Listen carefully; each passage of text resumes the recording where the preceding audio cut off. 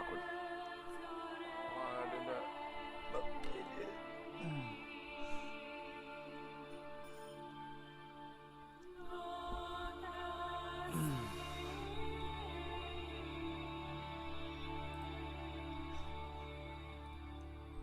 Alright, am I live again? Yeah. Good. Great.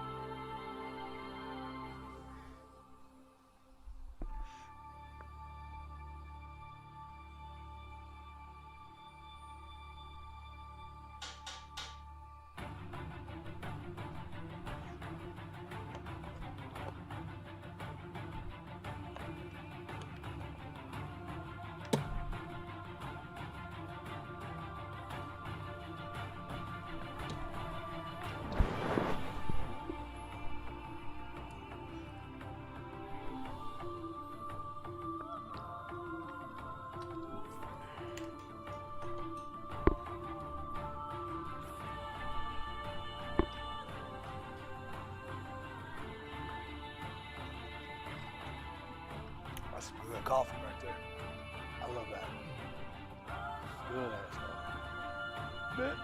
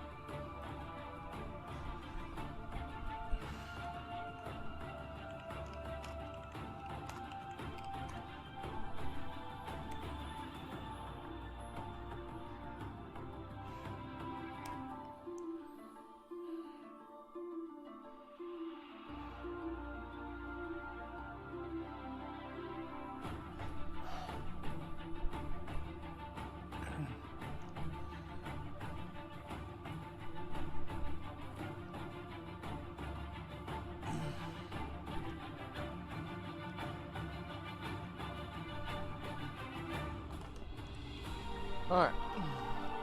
Facebook. Got that.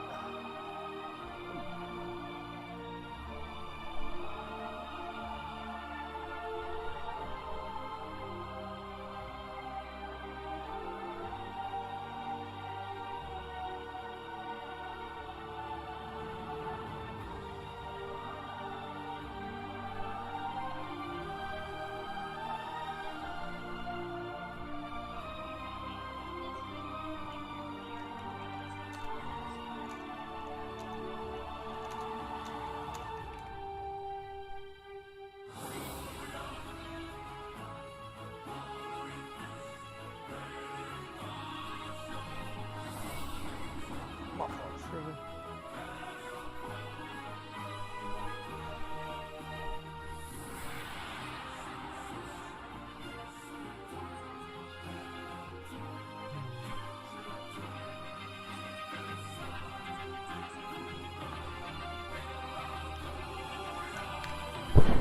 Alright, let me see if I can find a decent.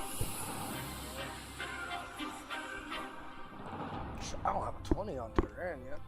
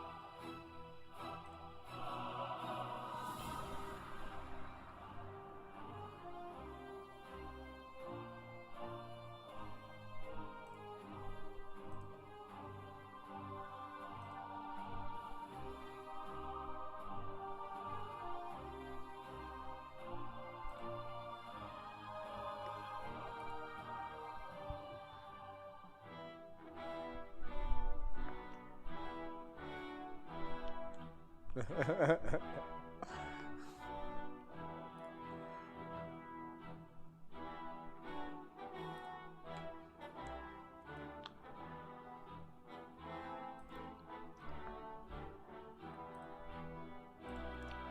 right, boys and girls, what are we doing?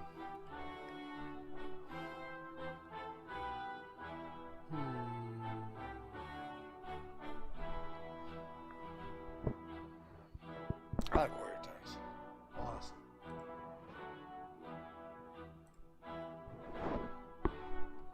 One shot. We'll see. Maybe. Fucking just kidding. Okay.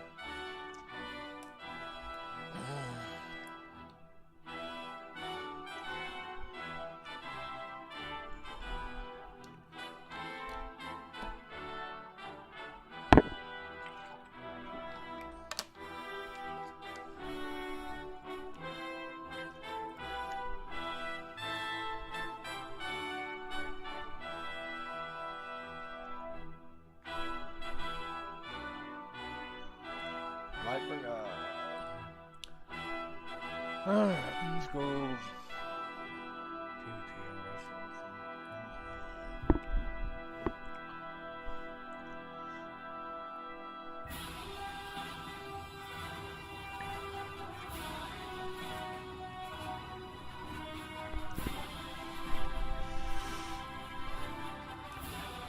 Oh, let's see.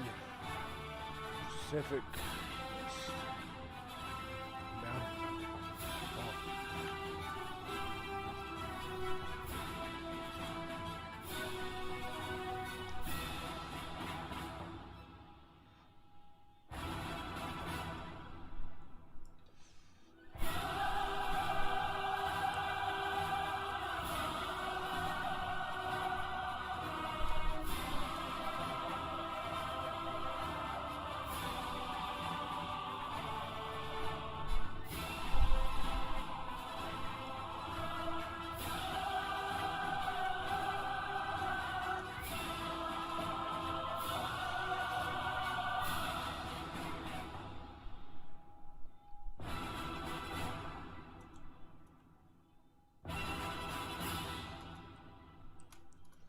Ooh, that's a big bear.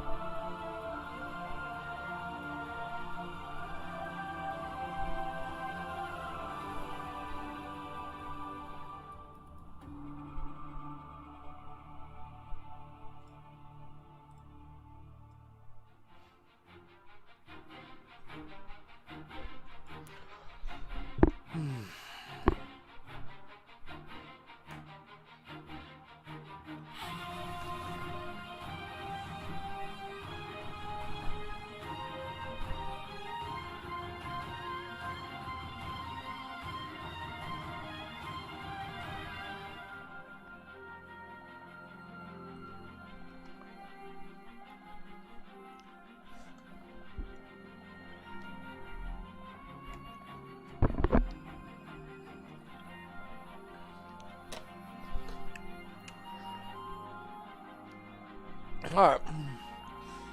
Well, that's how we're doing this.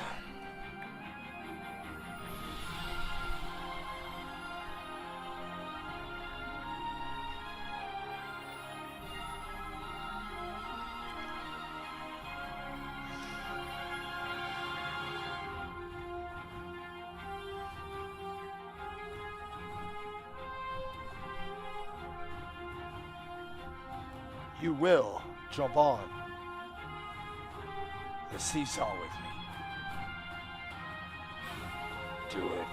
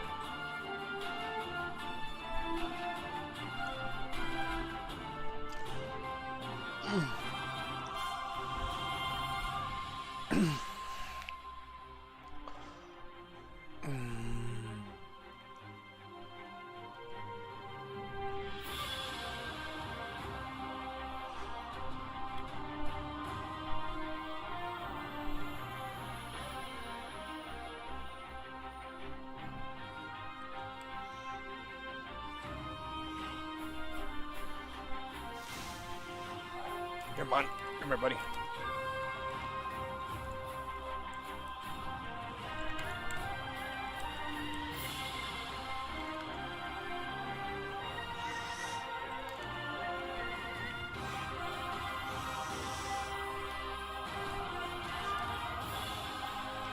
Oh no! Where the hell's the healer at? Because I was fucking that dude up.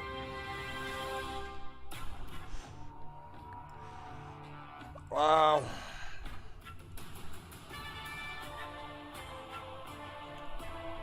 Bad. It's bad. Bad. Bad. Fuck, dude.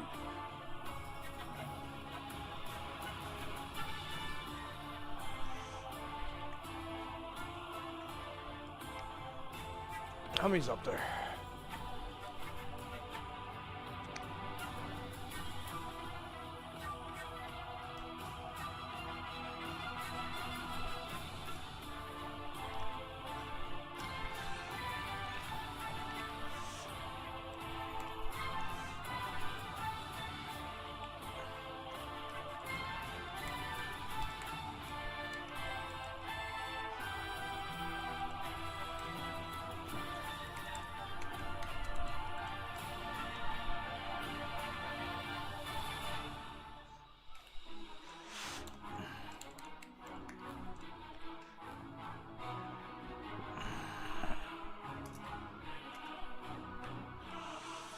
Alright, that works.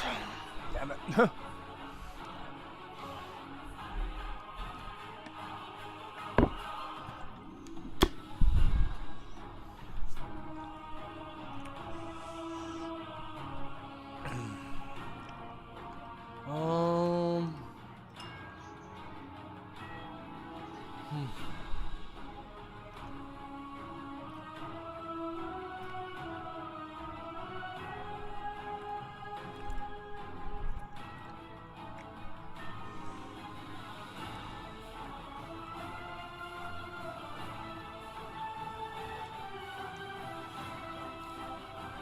No way.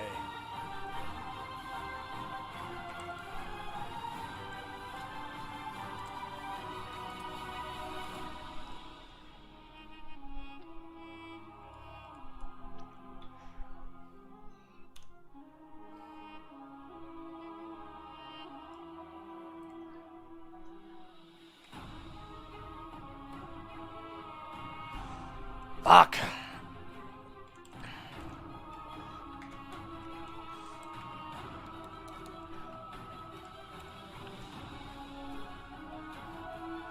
Thank you.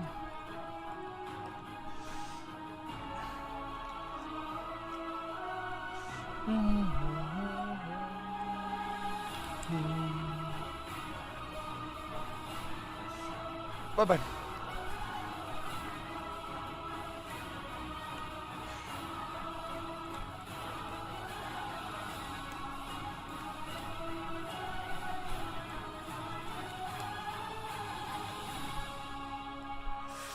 Damn it.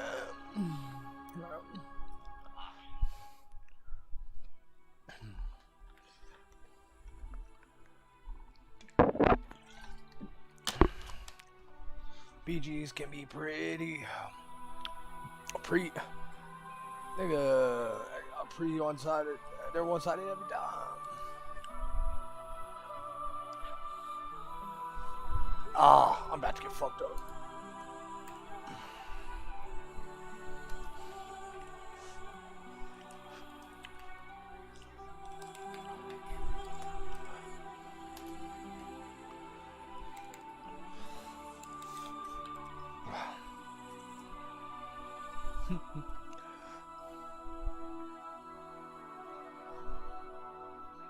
Moon, where'd you go?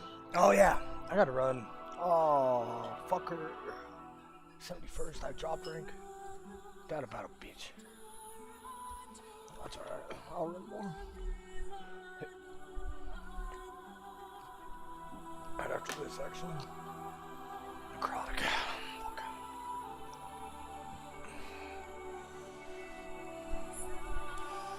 I should probably get a practice kit.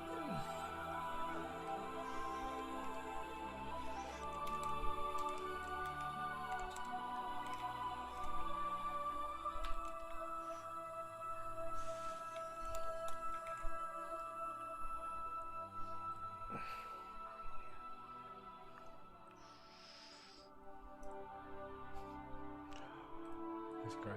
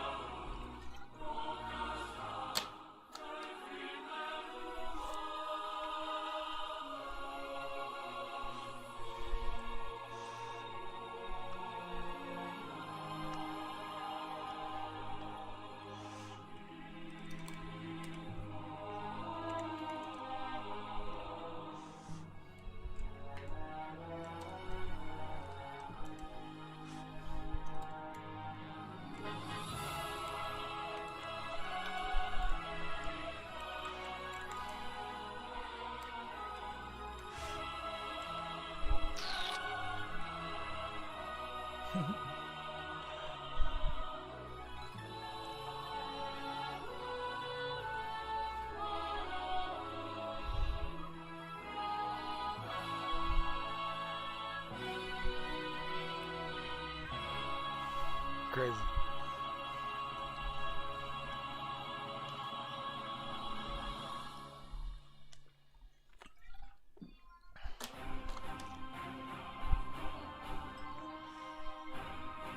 Oh man.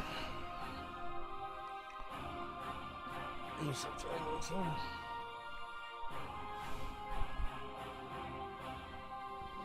I wonder.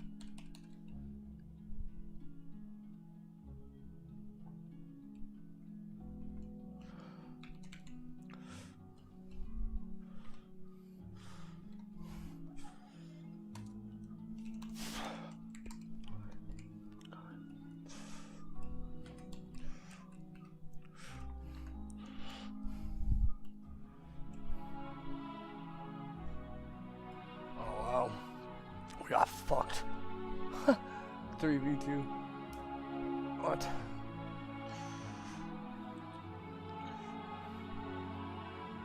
He's trying to make it fair. Damn, that sucks.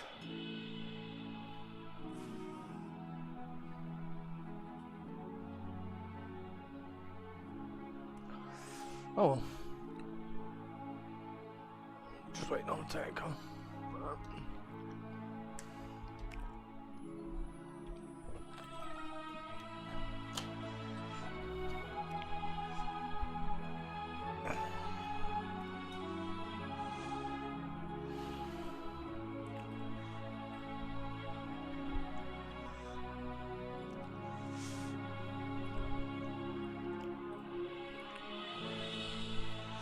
Enter.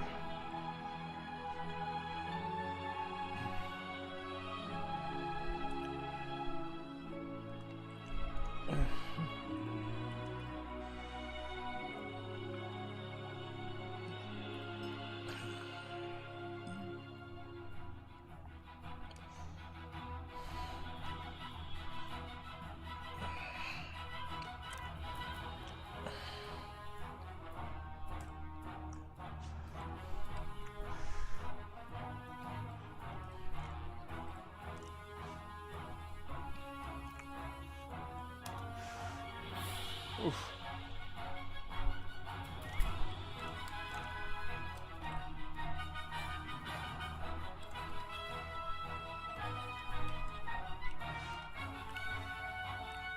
Damn, I got stunned.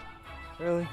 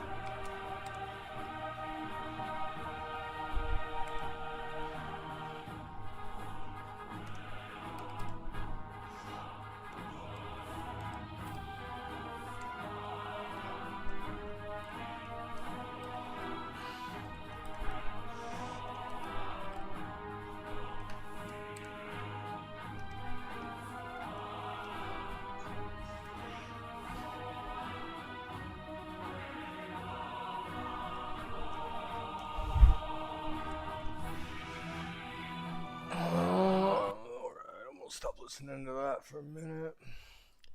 Get on YouTube. Road PVE Guide 9.1. I'll listen to this for a minute. Is it new? I need it new.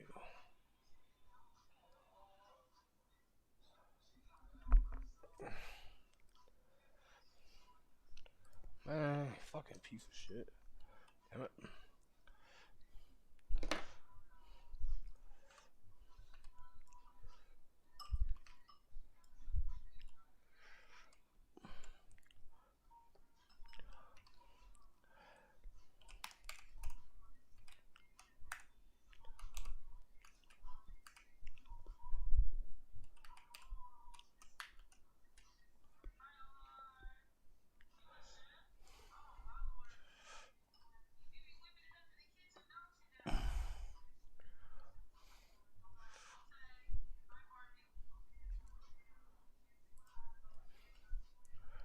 Called me again. You want to see this bullshit?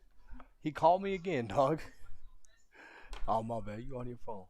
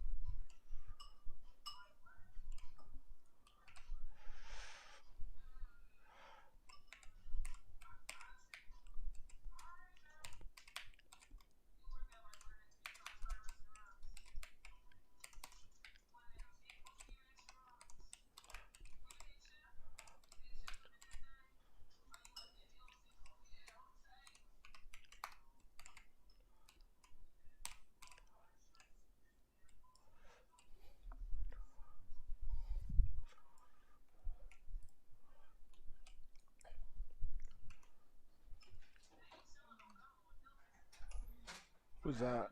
Yeah, I'm just walking around our building like, no worries.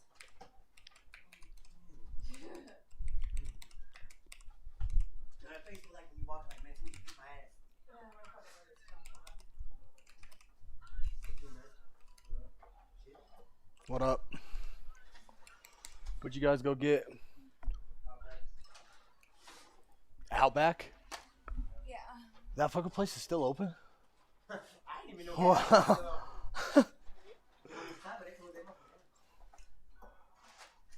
Hey, Outback's the shit though. Hell yeah, it is.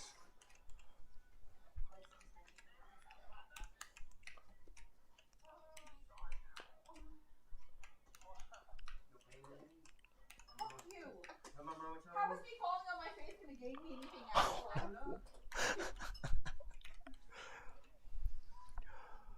Oh, let me finish this run and then I'll get on that, okay?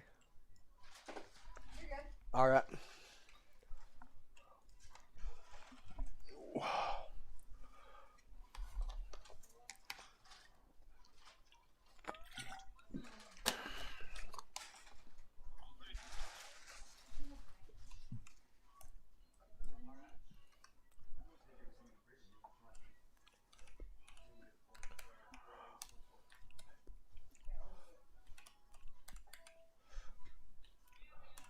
Damn.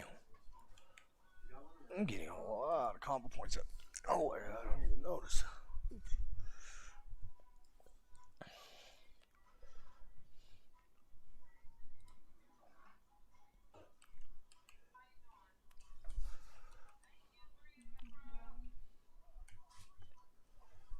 She's doing her makeup?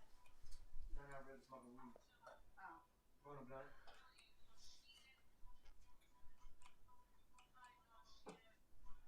She's pretty. Yeah. Is that the one in Texas? No, that's just somebody on my app. She's super pretty. You need that hair. Doing 30. Show you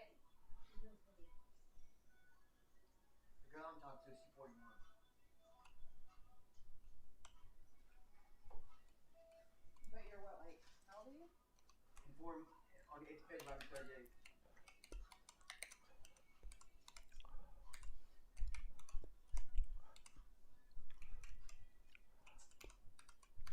One of the girls that we talked to on her, she said she spent 2 weeks in jail for that motherfucker.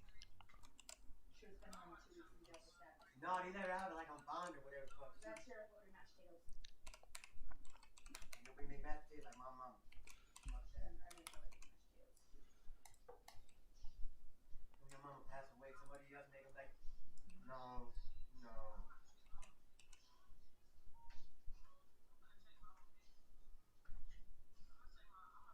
That's how I feel about some of the stuff my grandma cooked. Nobody does it like grandma. The only thing I won't eat, I don't care who it is, my mama, but I ain't eat no coleslaw. Can you freaking get reset? I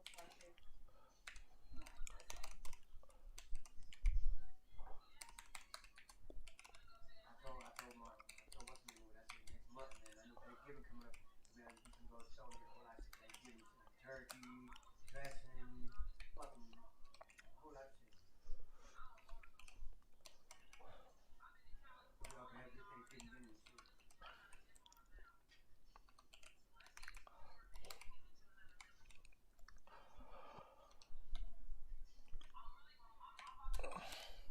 ain't even making some diet yet. Fuck. I've been only smoking like 8 bucks. God damn it.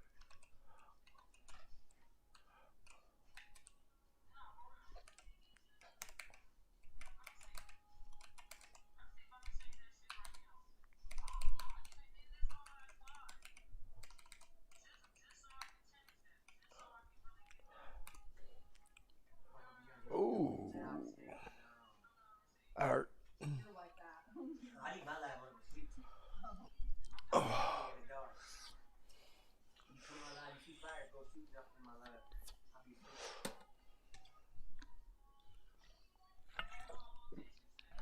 You gotta get like 8,000 diamonds and you can cash it out for like $200. You gotta have like PayPal or cash out. This is a pretty good one. Should be just fine. Charge joy.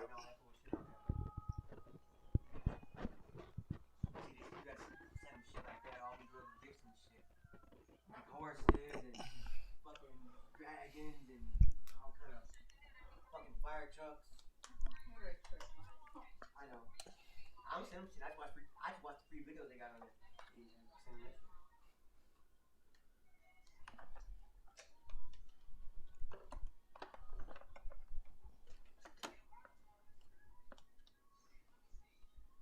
Oh, fuck.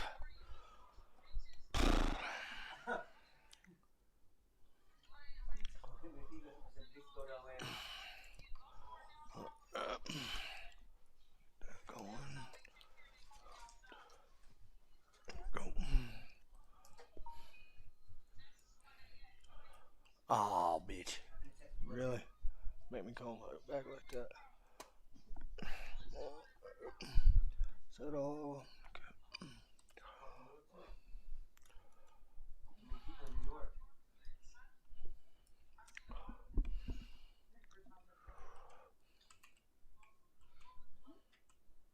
Only 2 things going on in New York, boy. Too many people. You got to train with a lot of people. Either they gay trying to touch your ass or they trying to rob you. The only 2 things I can say is happening in New York.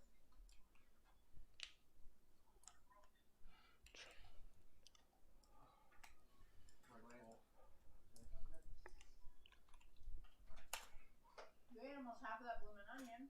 I don't fuck on onions. Fuck that. Oh shit, I don't even have a fucking poison on. I'm so bad.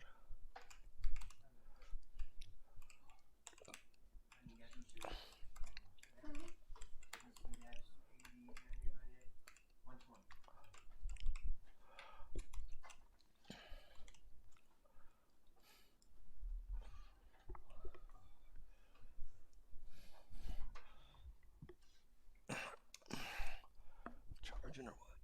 Okay. Cool.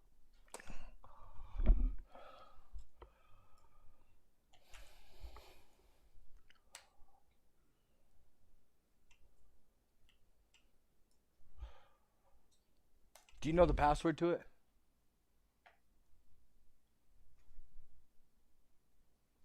4-2 what? 3-5. Alright. Oh, she need to go. She's on a lot. It'll take that long. Anyway. Oh, he's got a factory reset. Yeah, yeah.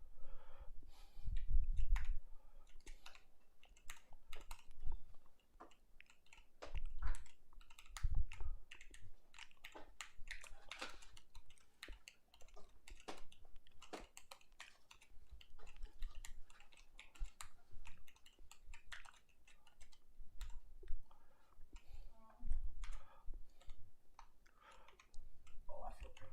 Oh, shit.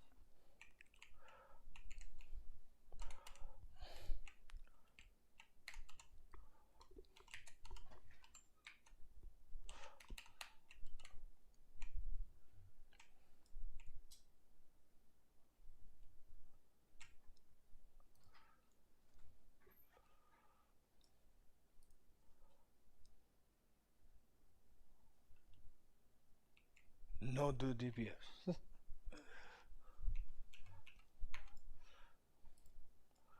Oh, wait. He pulling big boy. Pulling big boy.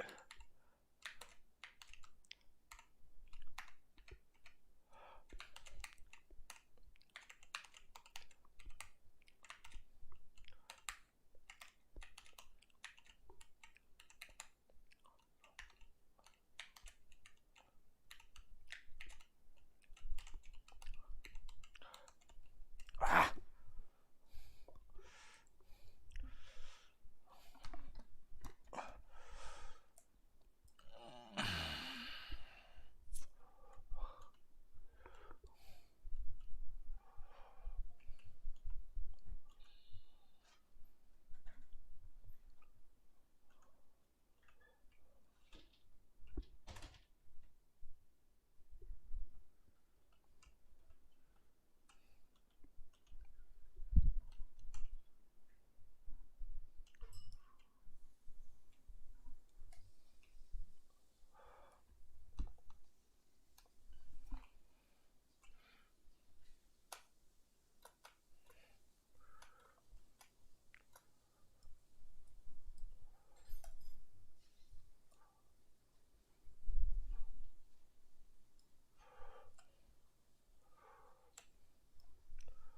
That was a big boy pull. I liked it.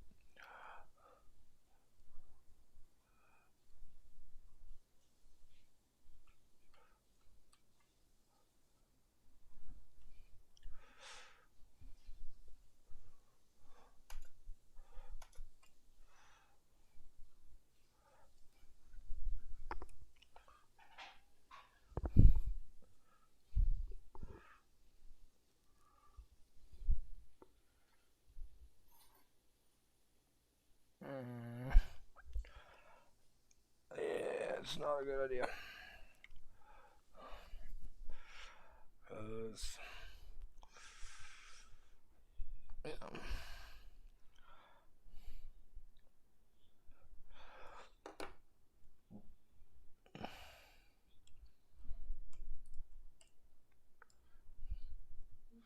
Damn you.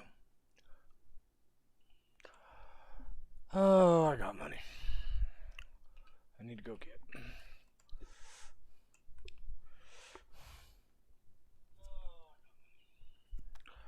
Fuck.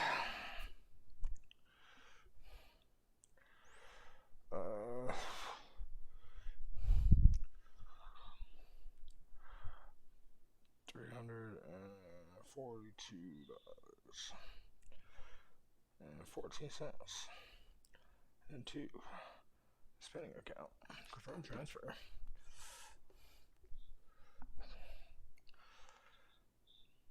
I was about to say. Oh hey, what happened?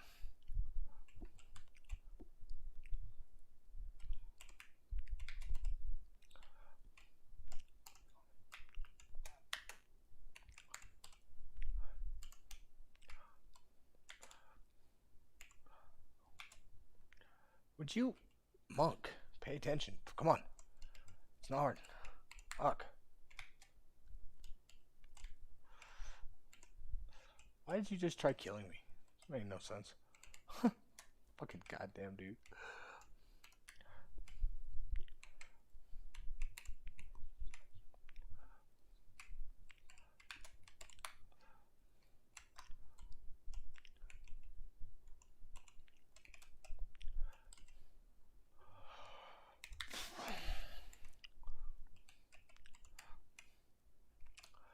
You can fucking get away this time, honestly. But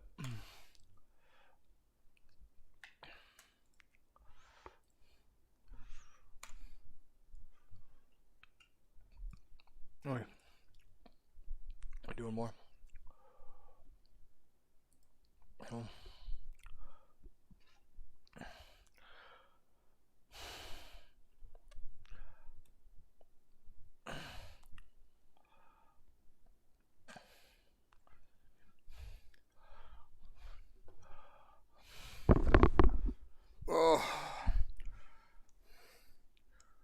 Alright.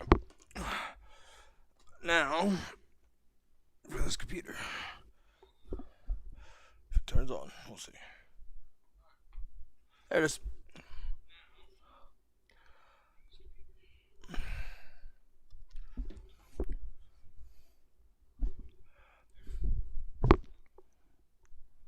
Well, it's got it is a Pentium Silver, so it's got 5 core.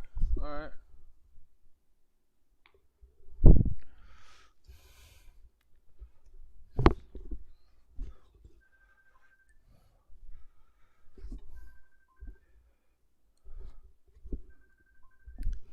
Did you really leave your goddamn phone in here, Destiny? You fuck.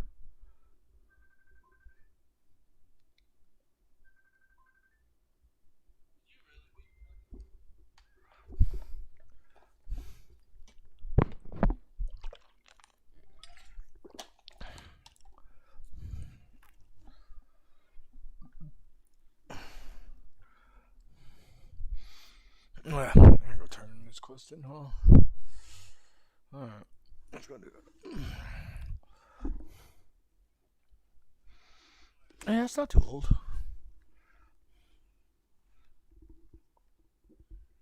I don't understand how my phone's doing that right now, but I can switch it on, huh? Yep.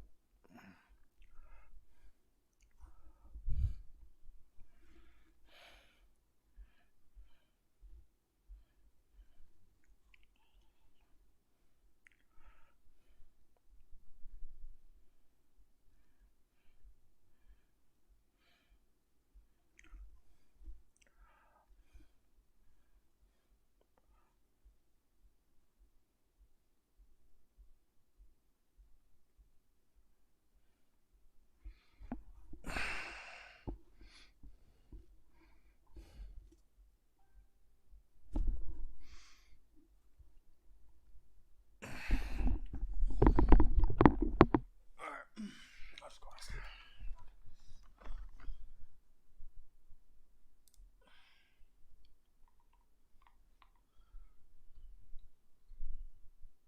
Get up. That's the problem. Let's lay go. Ow.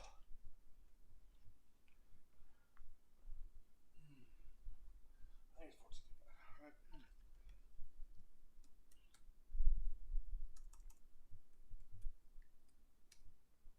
Oh, yep, that is it. Cool. Yeah, see? What did they do? Screen's fucked up. All kinds of shit. Works though. Alright.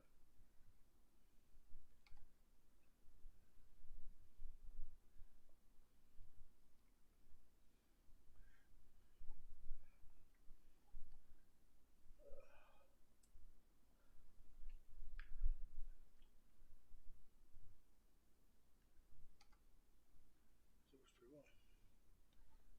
Shot fell out on this phone too. Not bad.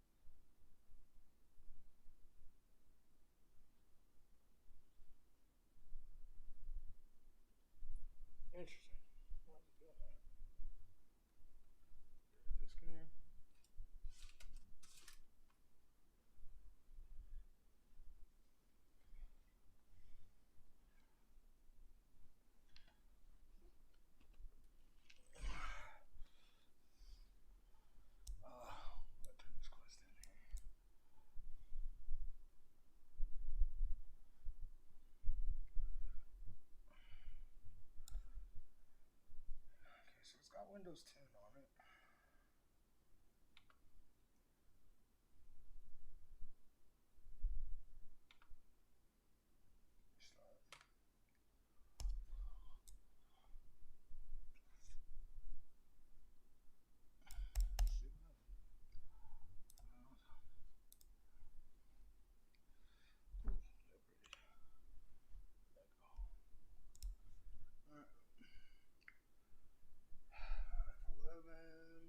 Where is F11 on this keyboard?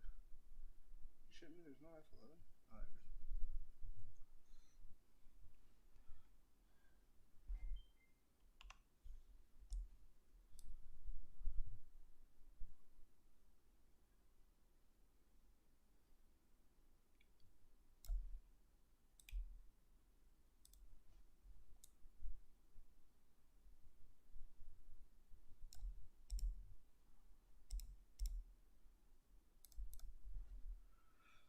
And goddamn, that game's fucked up, bro. Fucked up.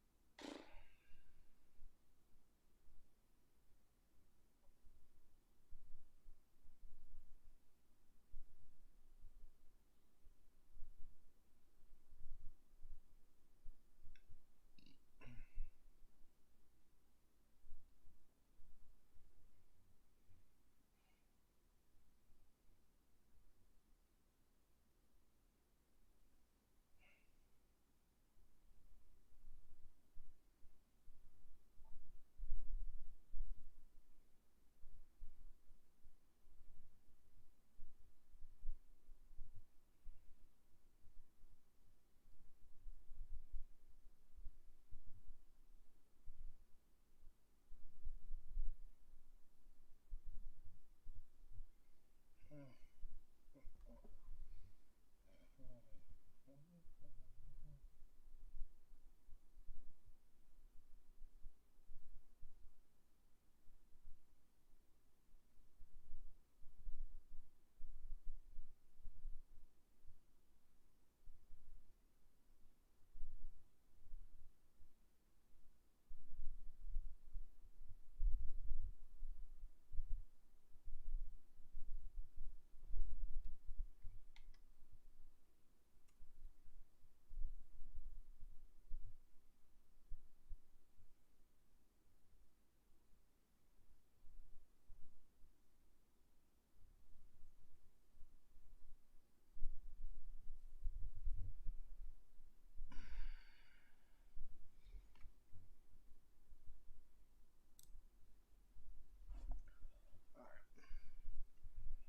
Oh, my ass fucking fucked up. That.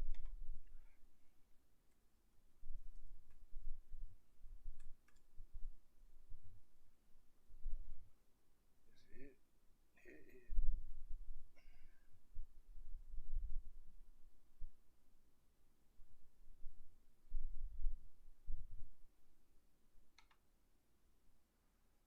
Open.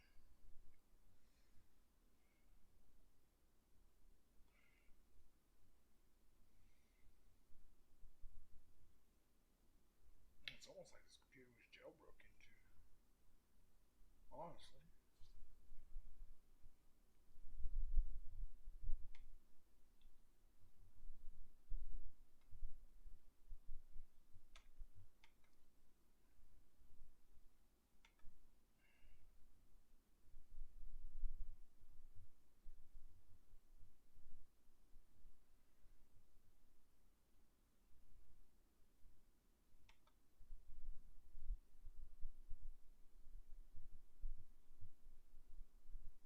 See? It's almost like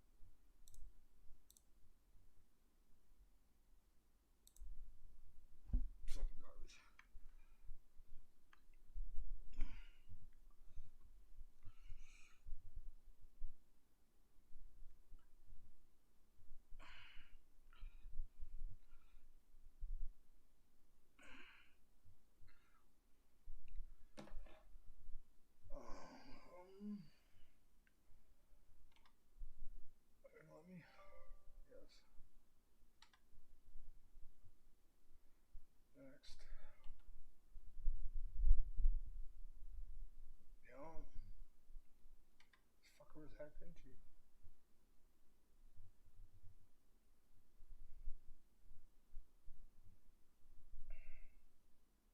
I don't have. Fuck. Windows 7. Windows 7.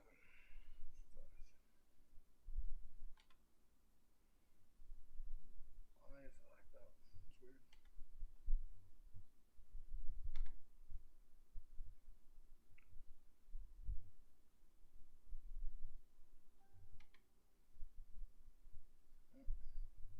It's just like this fucker locked into the computer.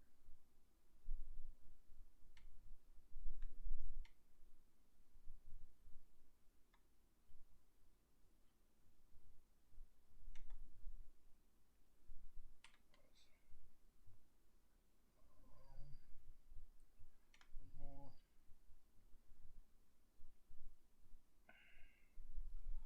I'm telling you it was.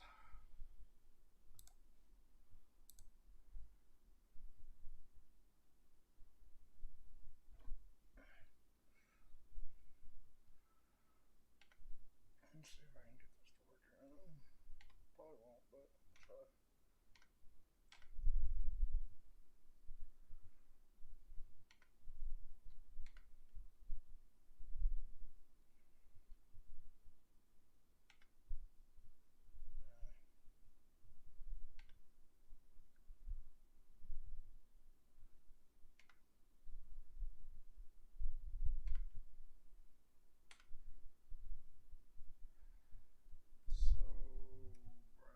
Sobriety rocks.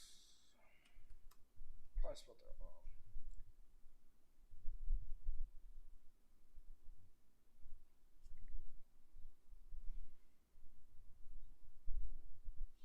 It's almost like this fucker was fucking jailbroke, honestly.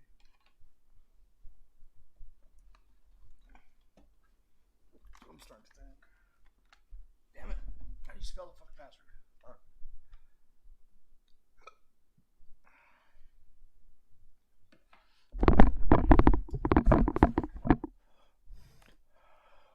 Sobriety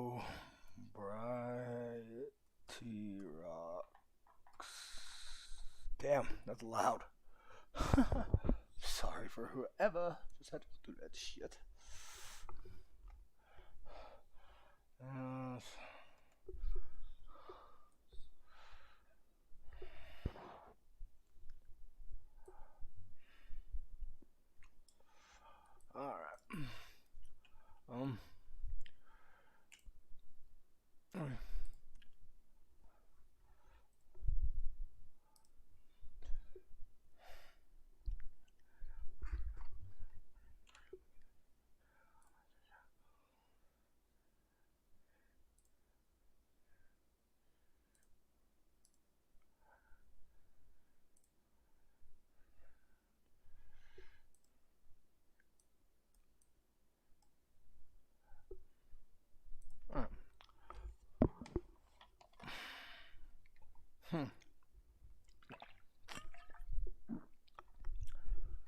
Why can it not connect to the network?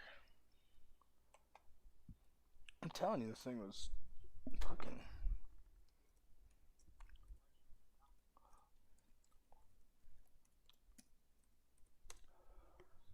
Jailbroke into. It had to have been.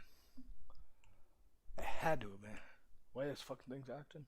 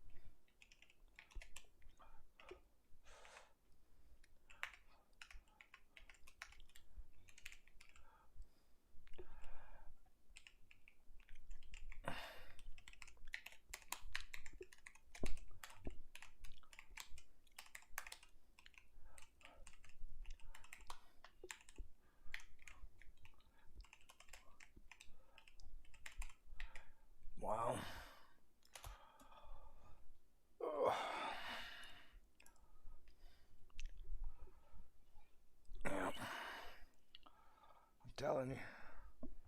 That fucker's jailbroke. This computer was jailbroke, for sure. I don't know where you got. Had to have been. Had to have been. I think your computer was jailbroke, hon. What do you mean? Somebody hacked into it. It was stolen and hacked into it. Because it won't connect to the Wi-Fi.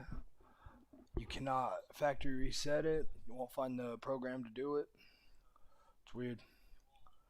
Only time I've ever seen that happen, computers or phones, is when they've been jailbroke. Yes, actually, no. Let's Have you hit that. tried just connecting it to the Wi-Fi? No, I have not. Because it has a jack for it. It does have a Ethernet? Mm-hmm. No, I have not. I'll go grab my Ethernet cord here in 2 seconds. Will you spell that? I might have spelled it wrong. Maybe that's what it is. Mm-hmm. The password. Even though fucking Oh. first 2 times it said it couldn't connect to it, but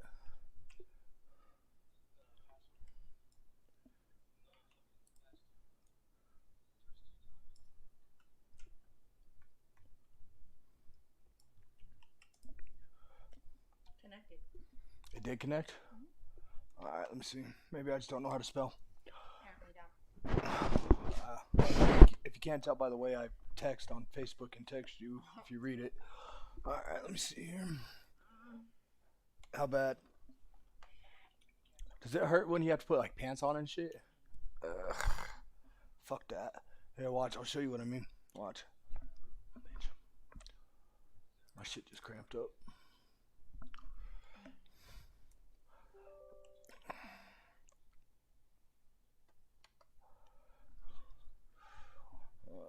Next.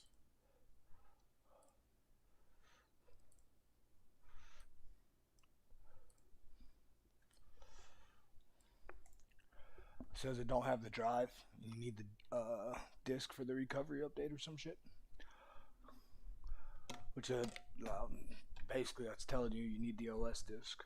So Windows OS, you know what I mean?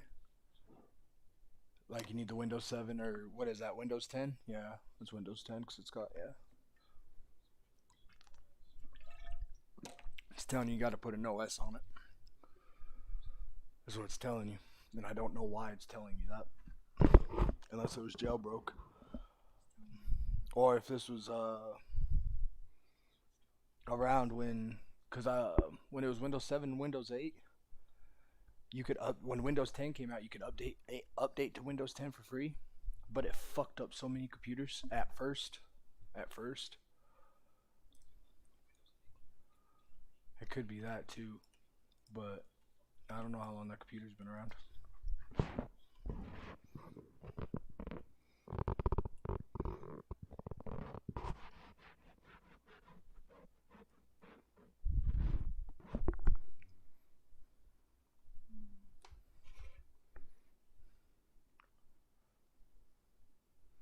By the way, I need to go get you some money. What? Because I got paid. I just gotta go get it. Oh,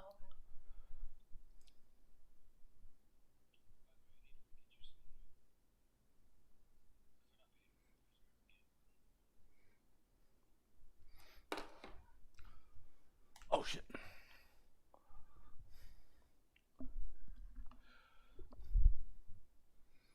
Did you connect to Netflix? Should I go to YouTube and play something real quick?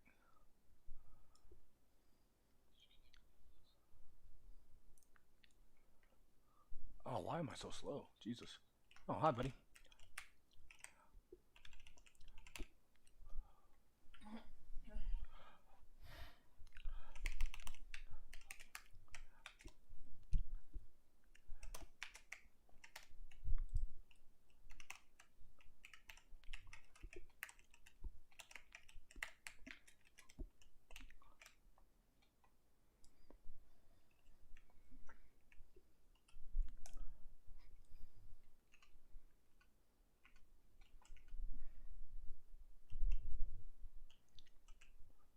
Yeah, if Windows 10 got downloaded onto that back then, that would definitely be a reason why it's doing it.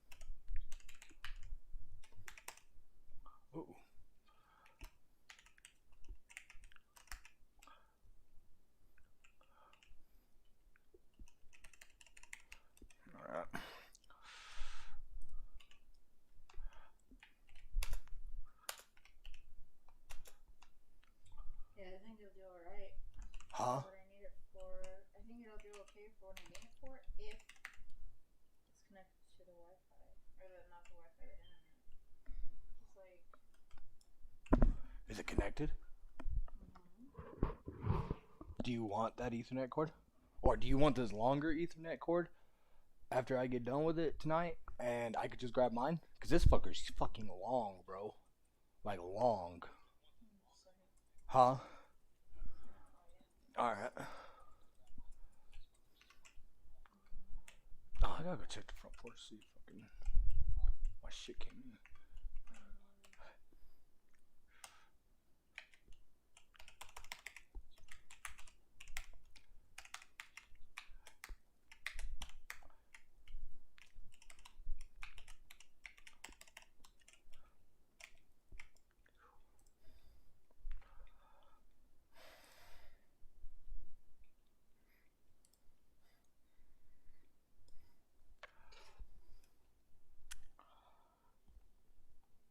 I actually got paid early tonight too. That's cool. Good.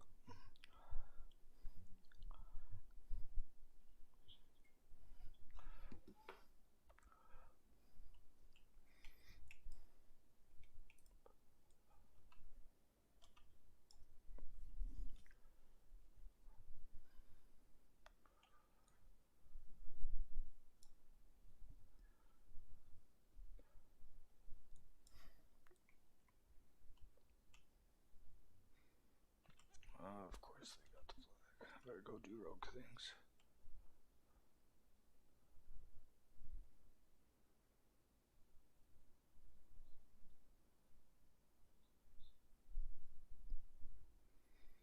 Try to figure out where you can set it up at. Uh-oh.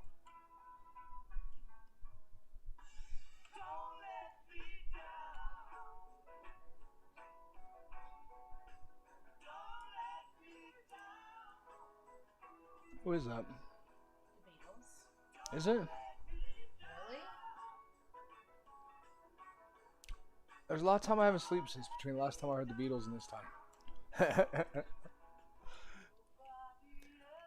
The disappointment is real right now. Mm-hmm. I said your disappointment is real right now. Yeah.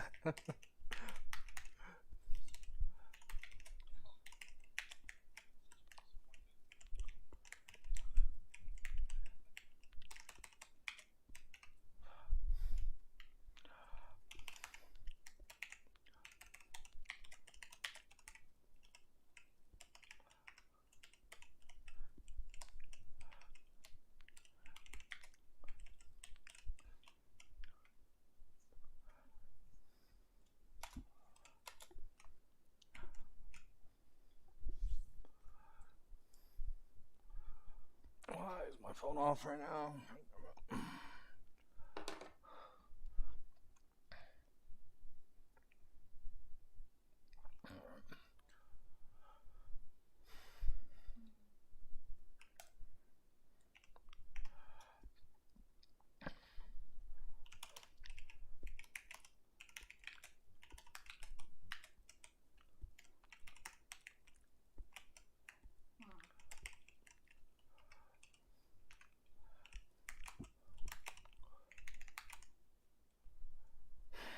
Damn it. Come on.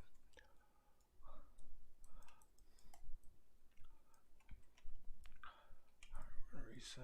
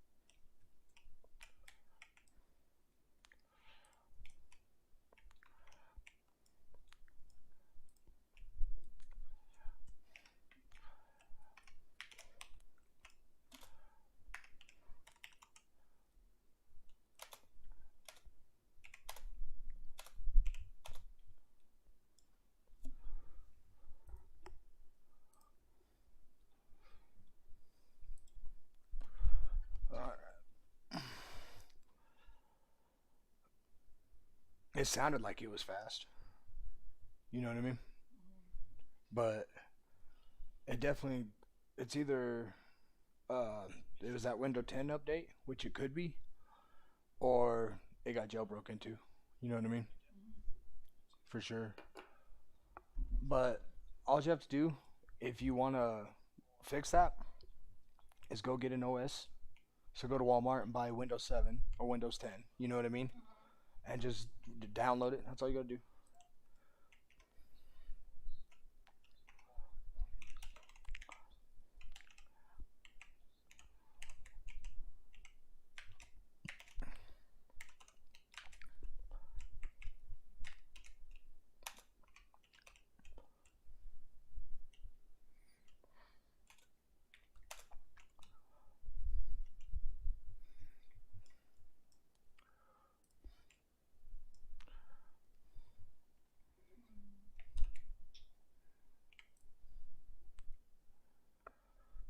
Come on, man. Yeah, we hit. This game's over. We can't get flag and they're getting the bases back. So, jeez, boys.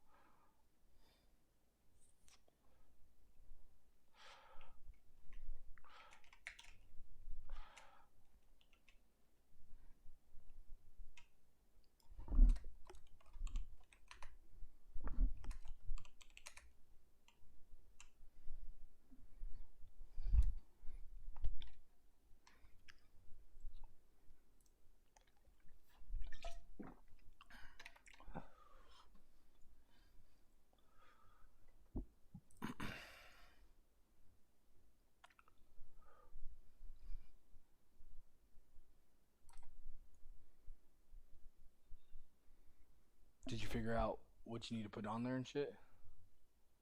Oh, you didn't go ask?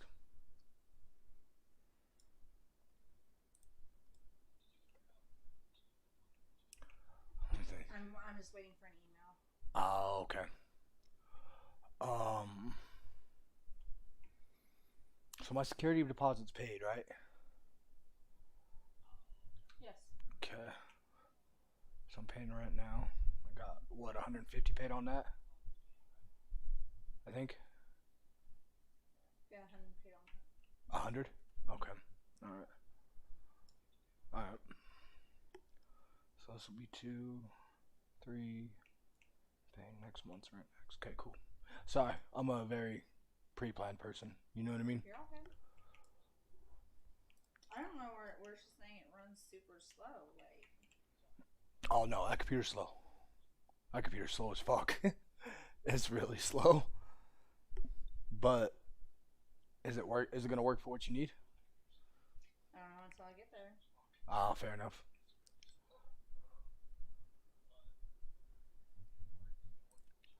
Oh, hey, how you doing, buddy? I'm gonna kill you, just so you know. Ugh.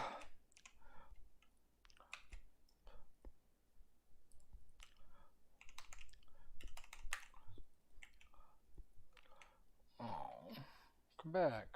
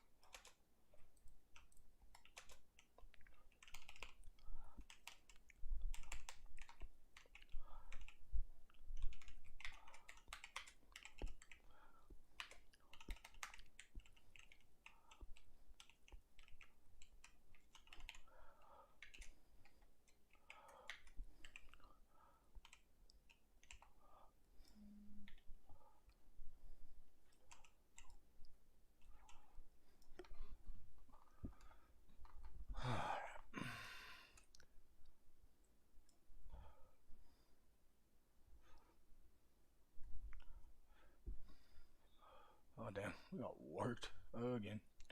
Fuck. Oh, well. Let's see here. Yeah. Yeah. Yeah. You okay? Okay. Go to bed. Just mentally fucked. Tired. I've been there for a couple months. I understand that more than you know, unfortunately.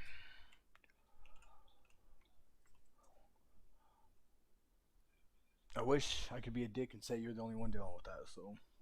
Damn, your back hurt? You're all fucking consorts of fucked up right now, aren't you? That sucks. That sucks. I gotta sell this shit. Oh, there it is. Oh yeah. Think anything good? Ooh, rings. I needed those. Okay. Now, here's some gold.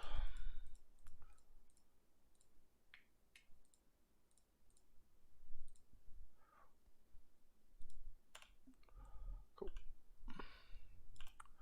Oh damn, I got box. Cool.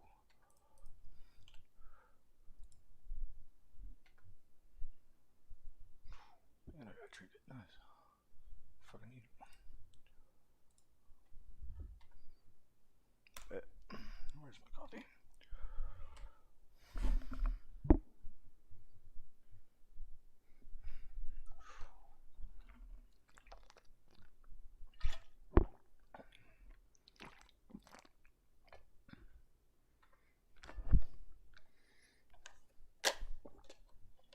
Wash it out in a minute.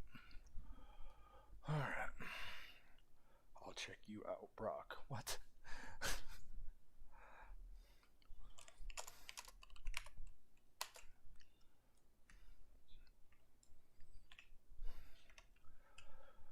Alright. I might hit up fucking 60 tonight. That'd be cool. Fucking full geese.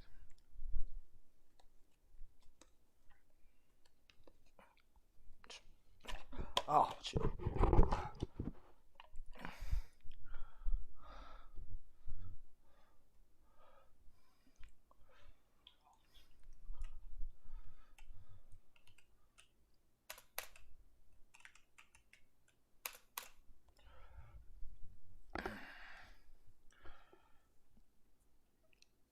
No, Moon.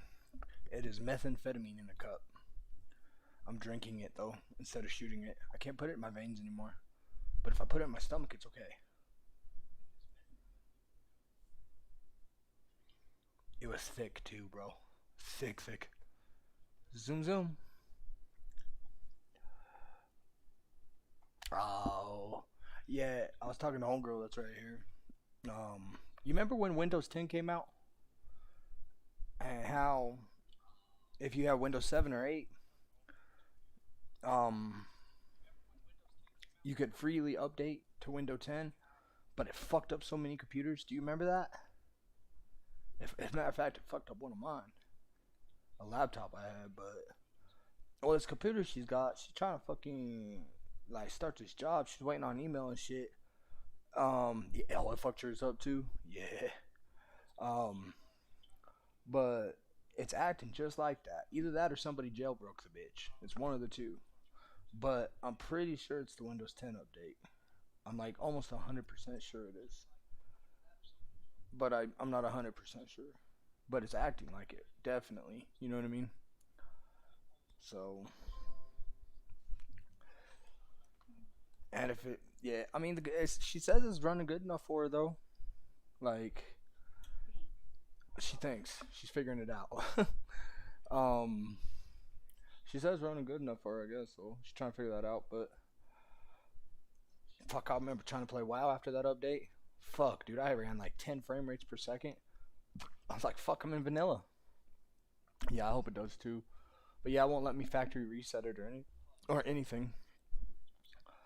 So, huh? You think so? Well, I mean, if worst comes to worst, we could just go buy an OS, and I'll show you how to do that. Okay? If it's not gonna work, because that'll be the cheaper thing, you know. Yeah. So, hey Moon, for those updates, they were almost all Windows 7 that they fucked up, right? If I remember right.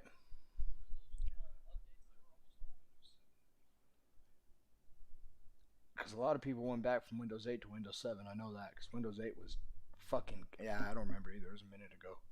A few years. Did you see Windows 11 came out? Yeah, well, what I'm thinking is it's gonna have to fucking buy a whole new OS. Yeah, but she said she thinks it's gonna work just fine. You want me to unplug it so you can go charge it? It was dead. Oh, you want to leave it out here? You.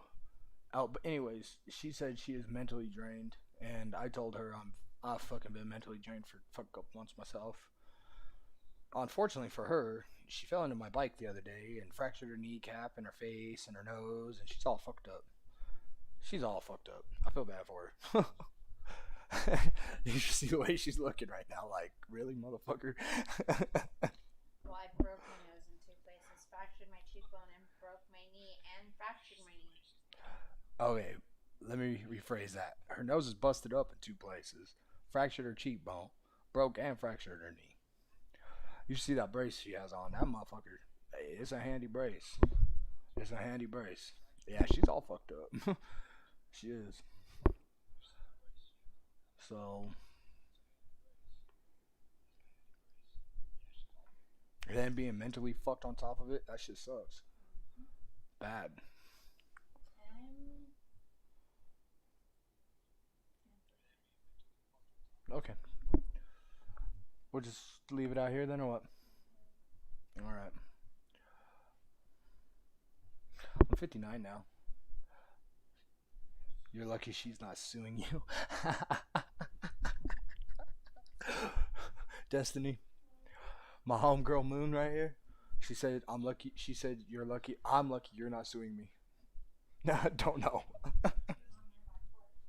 Fair enough. Right. Be good to. I am. She's good. She good people. She good people. Um, did I tell you when I was still in TRP? Did I tell you about my homeboy that died? Knew him since I was in junior high school. I mean, like family. I mean, we didn't kick it like every day anymore like we used to. You know what I mean? But still family. Oh yeah. Well, he died while I was in TRP. Yeah. Well, that's his wife. Yeah, it sucks. Sucks. Life's a bitch. But yeah, that's his wife. That's his wife. First time I met her. Even though the shit she talks about fucking back in the day, I guess I don't know. I guess she's known the same crowd for that I've known. A couple of them did, but for years. But anyways, Greg was her. They were together. They still got kids together and shit. So thank you. Me too. Me too. Yeah, I tried that shit once. I won't. Okay. Saying I tried it once and then saying I will never do it again is really contradicting and undermining the fact, you know what I mean? So, I guess I probably shouldn't state it like that. But unless I get extremely mentally weak, and I mean extremely, which can happen, but it hasn't in a long time, so fuck it, you know what I mean? Um, I'll be alright. I'll be alright.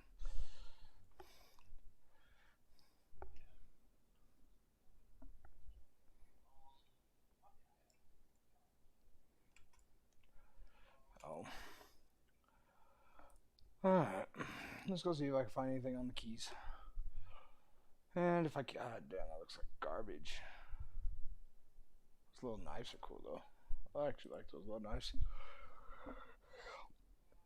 Man, I just did a fucking key, or not a key, a dungeon on my rogue. That shit was easy, and I did numbers. It was fun. PvP is hard, but M Plus's sub is easy. And I mean, I was pulling like 2K, 3K first. It was crazy. It was fucking insanity, actually. I like the way you do business. I hear you. I hear you. You were, is that the bait? Yeah, that's just fucked up. I hope. I shouldn't assume right now, but I hope whoever it was, even though it's kind of obvious who it is, but could be wrong. Whoever it was and whatever the situation is that it happened on, I hope to God somebody catch that motherfucker before the cops do and treat that person the way they deserve to be treated. Because honestly, when you get caught up on murder and shit, you go to prison for your life, that's easy. You know what I mean? That's easy. Easy. You get taken care of. You legitimately get taken care of to commit crimes. It's fucking ridiculous. You know what I mean? Ridiculous.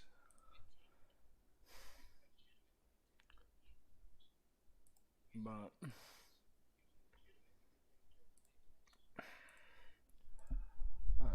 let's see. It'd be a good idea to run a 15 first.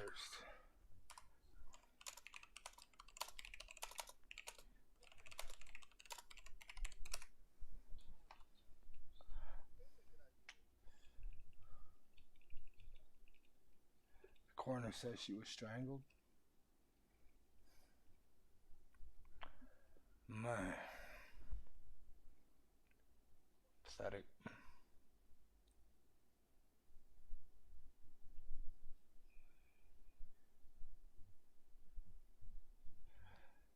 I mean, you're probably right, because internet fucking, they see that shit and they fucking take shit beyond recognition. And I do have 9 viewers. But nah, I completely disagree. I think that motherfucker should feel every bit of pain that motherfucker he made that bitch feel. Honestly, I completely agree with that.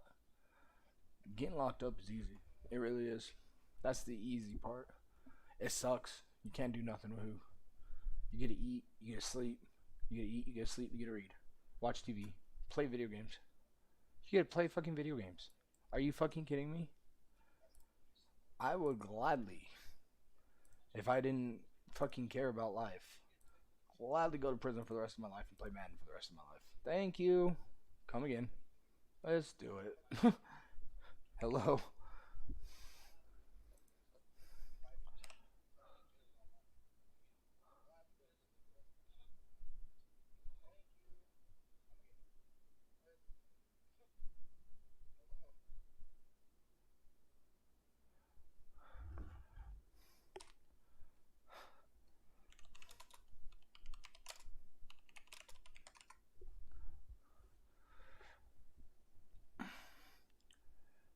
Yeah. Honestly, yeah. I mean, you pay fucking hella for it, but I mean, you probably paying $70 for Madden 15, and that came out like 8 years ago. You know what I mean? Still a good game though.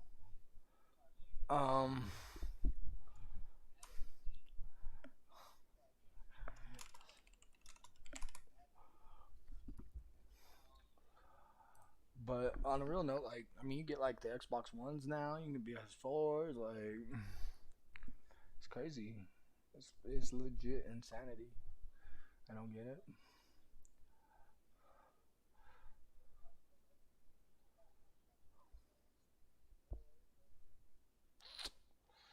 I like monks.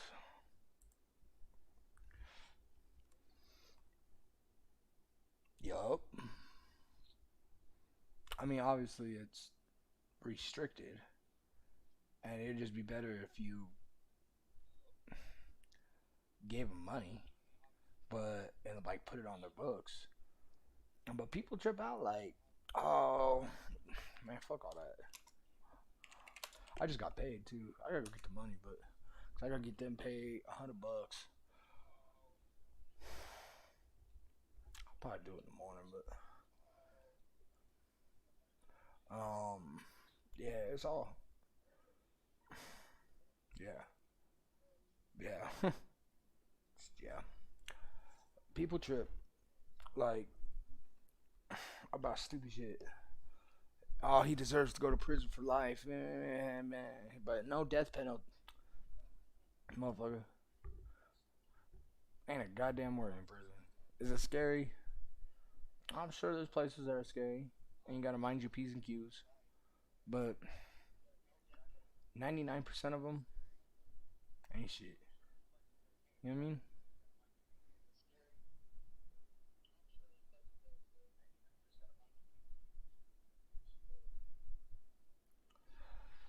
If I could play World of Warcraft in there, boy, I'm gonna go shoot somebody in the face right now. I'm just kidding. Twitch, I didn't say that. I'm not gonna go shoot nobody. I promise you. But on a real note, like, it's easy peasy in there. It really is. It really is. Like, I don't understand it. But what can you do? Alright, so we're gonna get both buffs. Cool.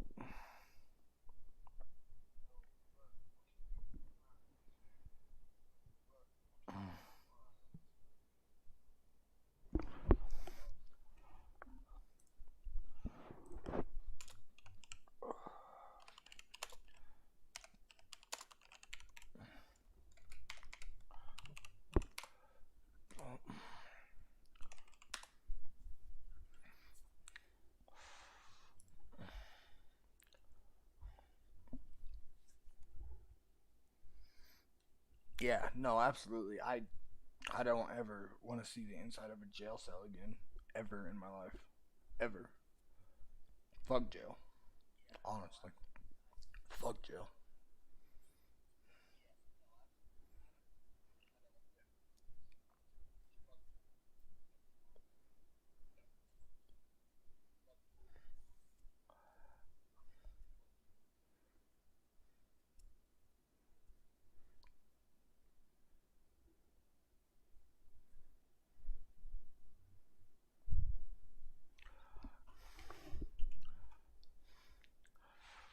Man,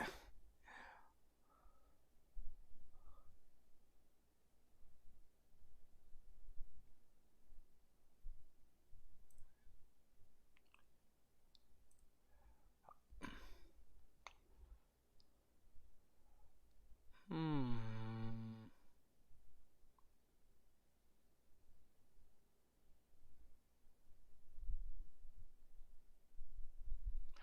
All right, Nagara. Let's hear what's going on with you and WoW. Since I happen to like you and your Twitch, and listening to your pronunciation on MDI is fucking hilarious. Hey guys, my name is Nigura, and today I'm going to talk to you about my plans with World of Warcraft and the state of WoW and my guild spending and so on.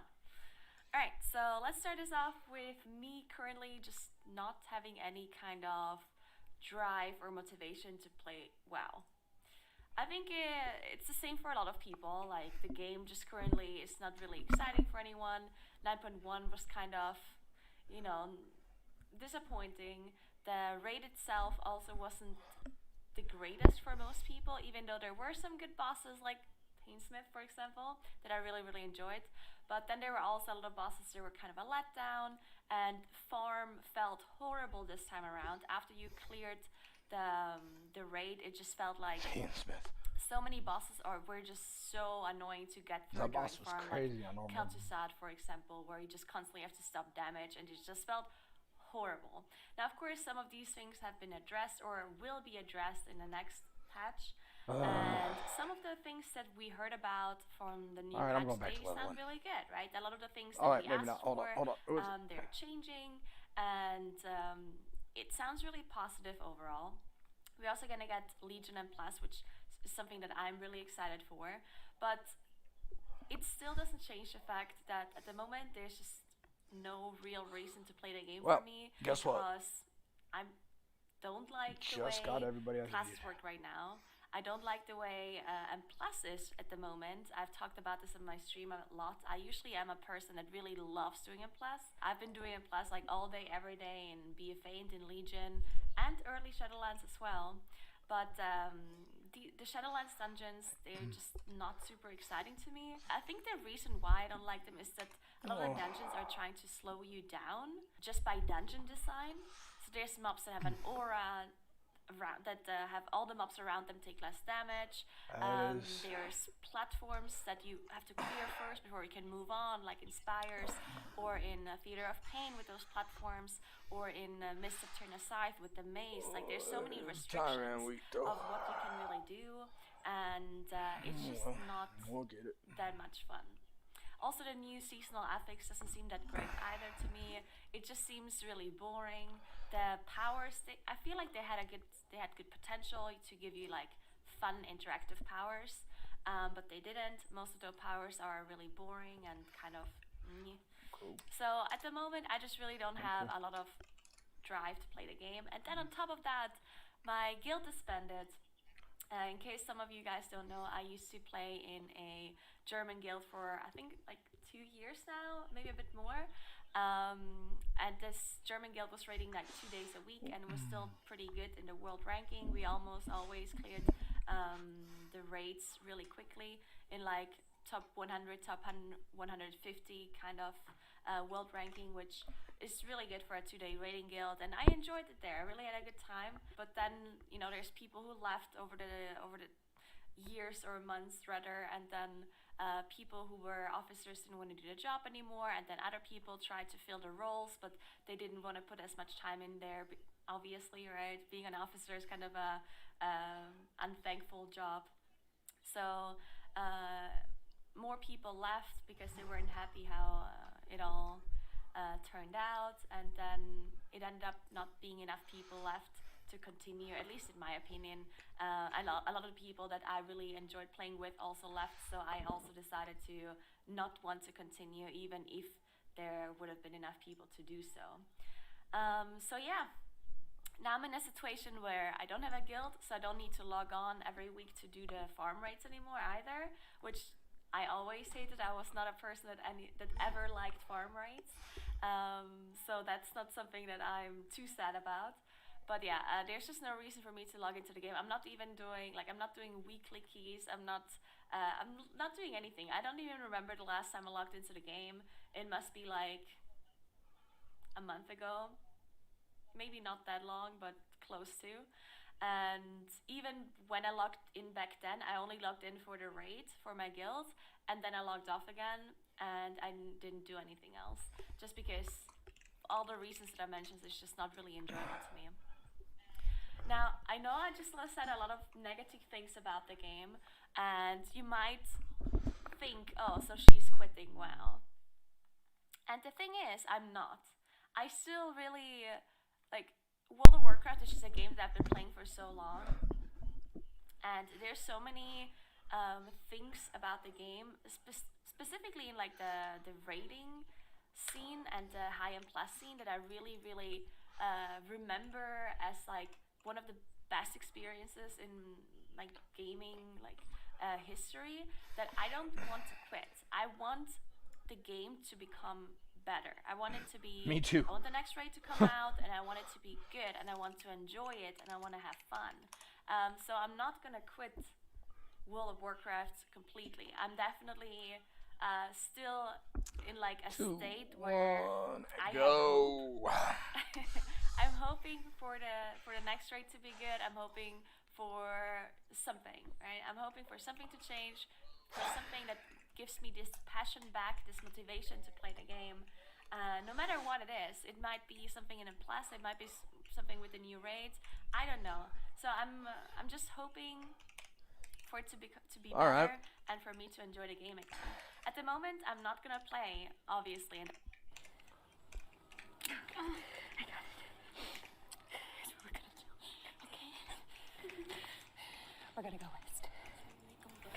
What am I listening to right now?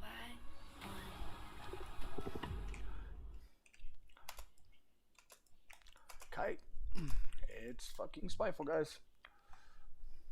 I haven't been playing because I don't like it. But yeah, I'm not giving up on the game completely.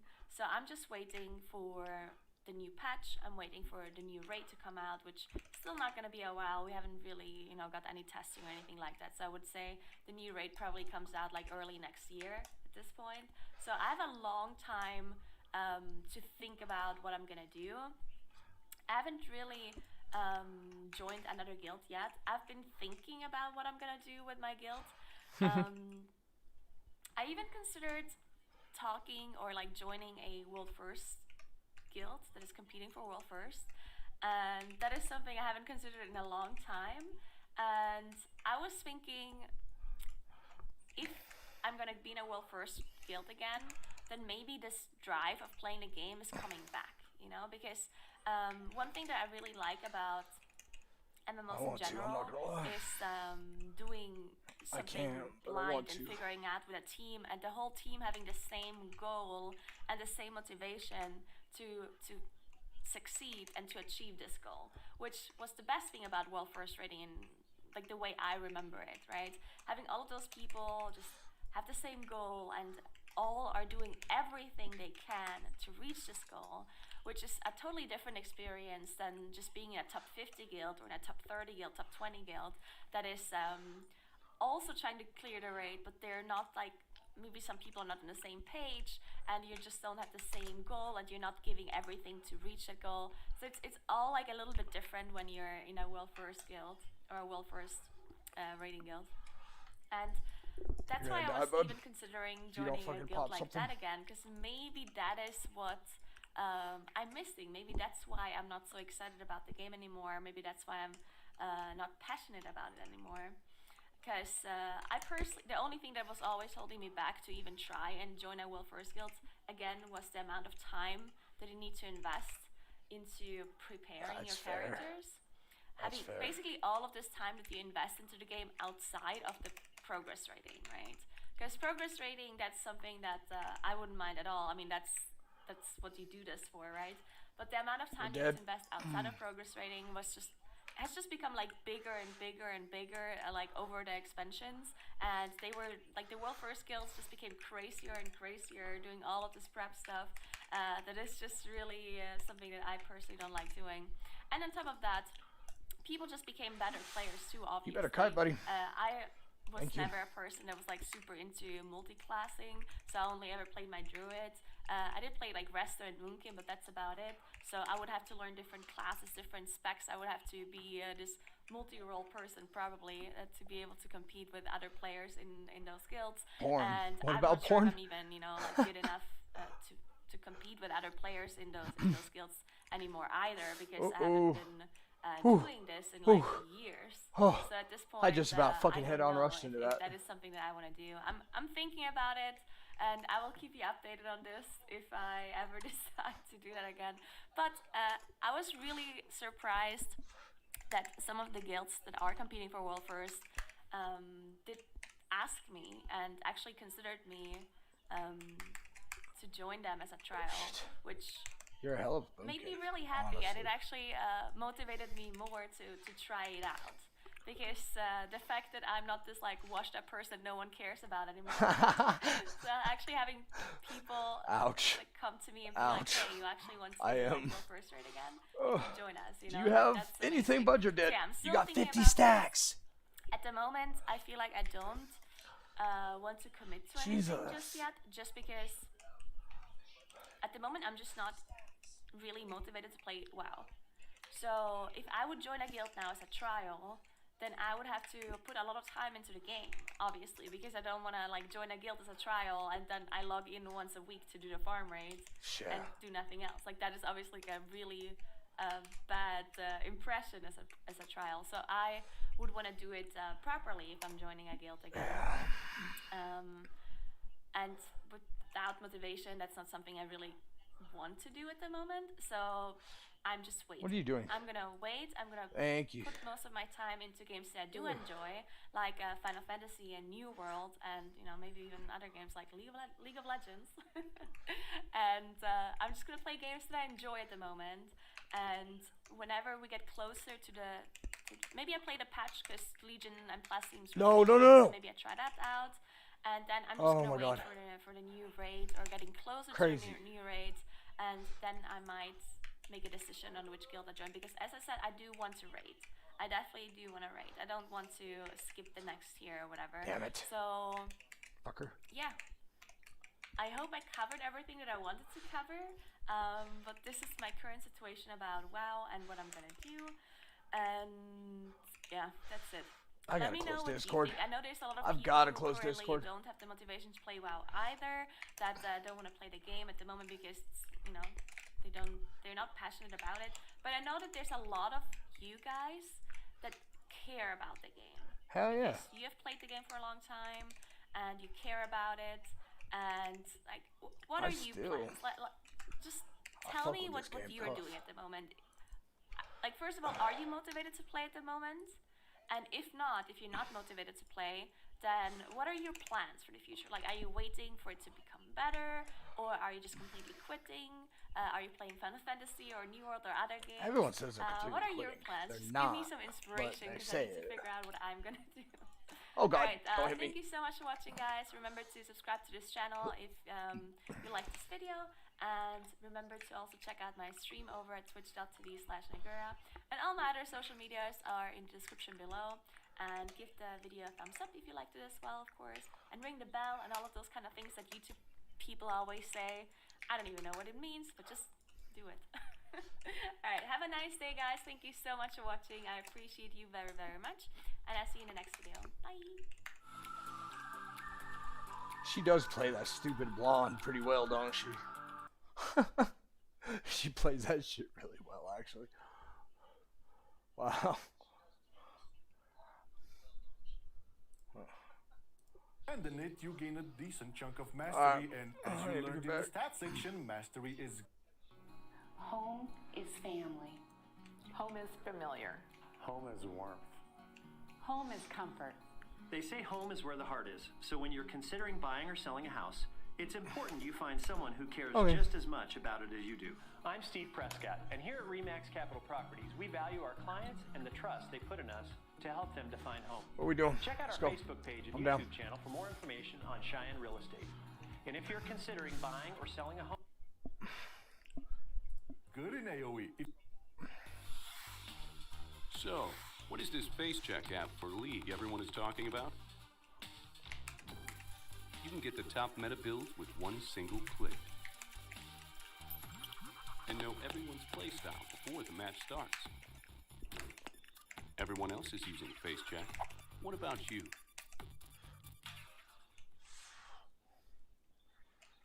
Let me get that orb.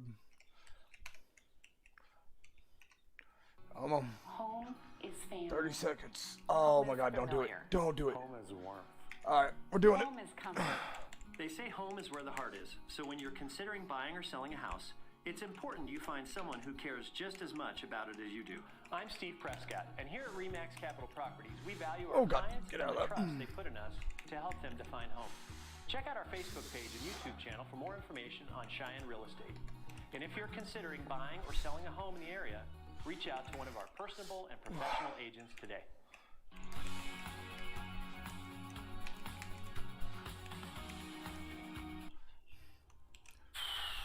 Man, it's been too goddamn long. Since what? Since your mama called. Nah, man. Since Blizzard touched on anything sub-broke. Lol. Subbroke even exists? Listen to this. Now. Listen to what he says right here. Fuck are we talking about? This here? shit's fucking Shut up, hilarious. man. If you know Most Rogue, shadow techniques, listen to Black it. Powder, Subbroke being one of the top DPS in raids and dungeons, rivaling Alpha Raw and Mythic Plus, and your mama still ain't gold! What? Man, why do you gotta always say something about my mama? I'm telling my dad. Relax, dude. I just want to make her feel legendary so she can join my covenant and I can learn her new talents, get a proper opener, and just take her out to a shadow dance.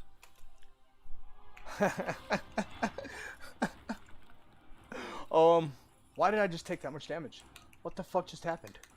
Hey, I know it's the beginning of the video, but Somebody you can better give it a know, like please. right now, and by the end of Alright, it, if I you better. feel it's not worthy, you can cancel it. No, please, don't cancel it. We really need likes on the videos now because YouTube says Thank so. you. And more people need to watch these guys so we can have a bigger diversity in the meta, you know? Like the video! And I'll pet my dog today for an hour and give him some treats.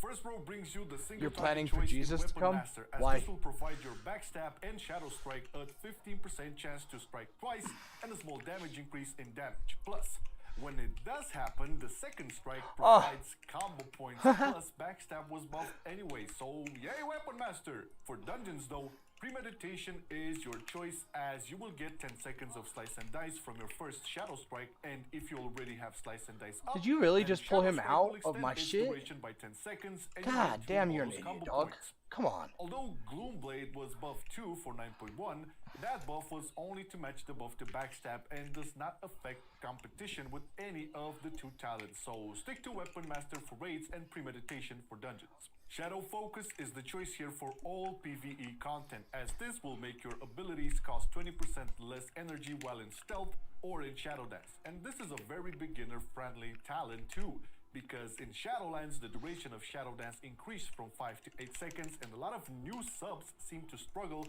with energy in this bigger time frame, so having your abilities cost less is a breath of fresh air, and adds to the Good thing I didn't sub pre-pop. rogues are known for. On the third row, Deeper Stratagem is the winner for a flat-out DPS boost, as you get a maximum of 6 instead of 5 combo points and a passive damage bonus to all of your finishes. Mark for that is usually the best for PvP and really good in Torghast, but for dungeons and raids, not everyone enjoys the playstyle. I mean, it's good, but seeing as this is a more beginner-friendly guide, we shall stick to strategy. On the fourth row, Cheat Death is a talent designed for your average fuck-up who doesn't really dodge everything and finds himself fucking a big juicy frontal. Think Flame here. No, but seriously, this can actually be used strategically too in some fights or dungeons to soak a mechanic or stay in front of some nasty ability in case your designated teammate is dead or cannot do it for some reason. Lots of pro rogues actually recommend Elusiveness, as it did get buffed together with Feint in 9.1,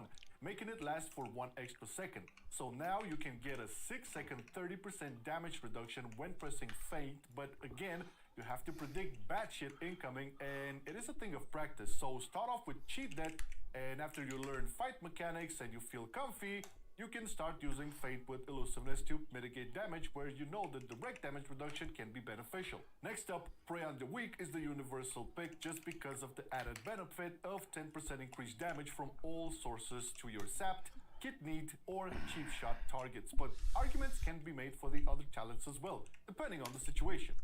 Night Terrors will have your Shuriken Storm slow mobs for 30%, and this will be very useful for your tanks in Necrotic Weeks, for example, where they really have to get away and kite.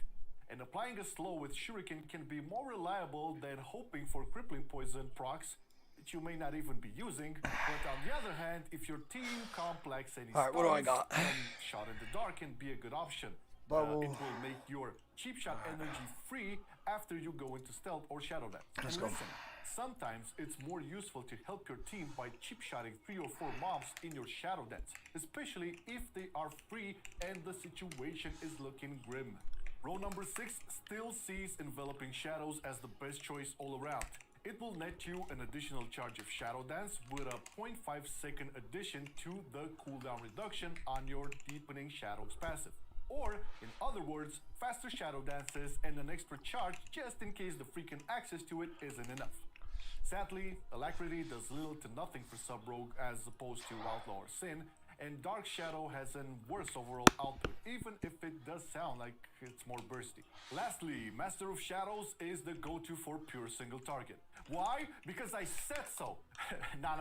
It helps with energy management as you gain 25 of it in over 3 seconds when going into Shadow Dance, or simply just after entering stealth.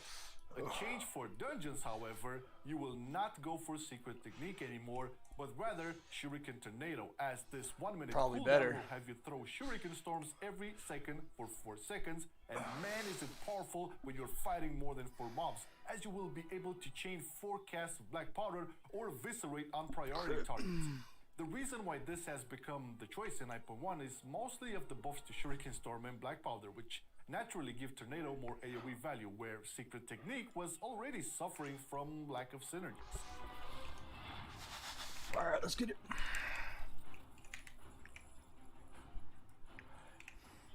For stats, agility is your numero uno concern, obviously, so look to equip your highest item level armor pieces, except rings and necklaces.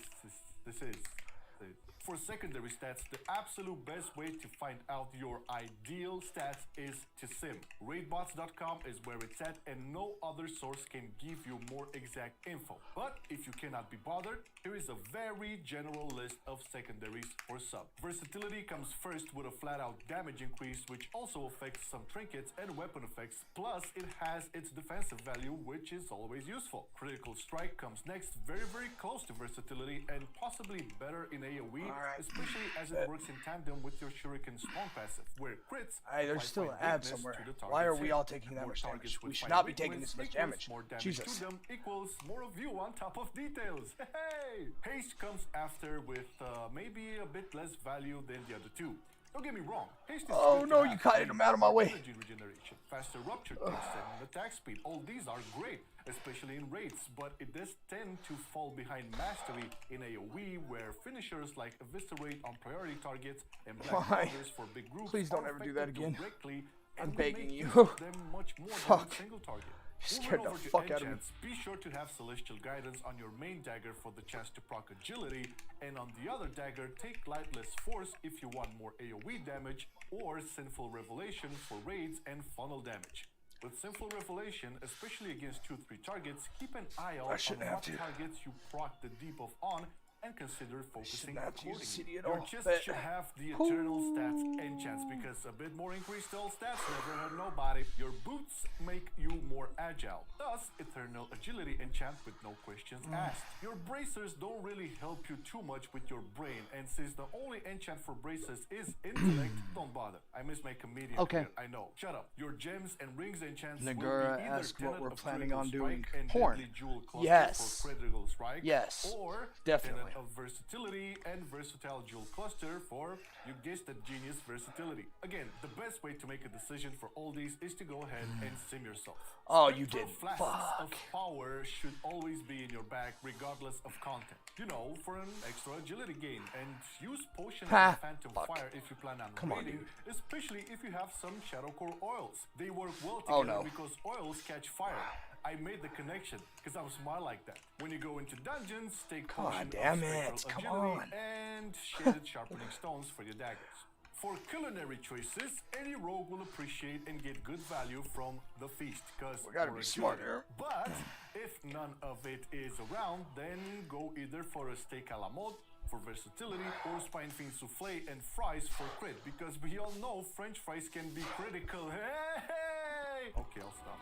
Okay, I'll stop.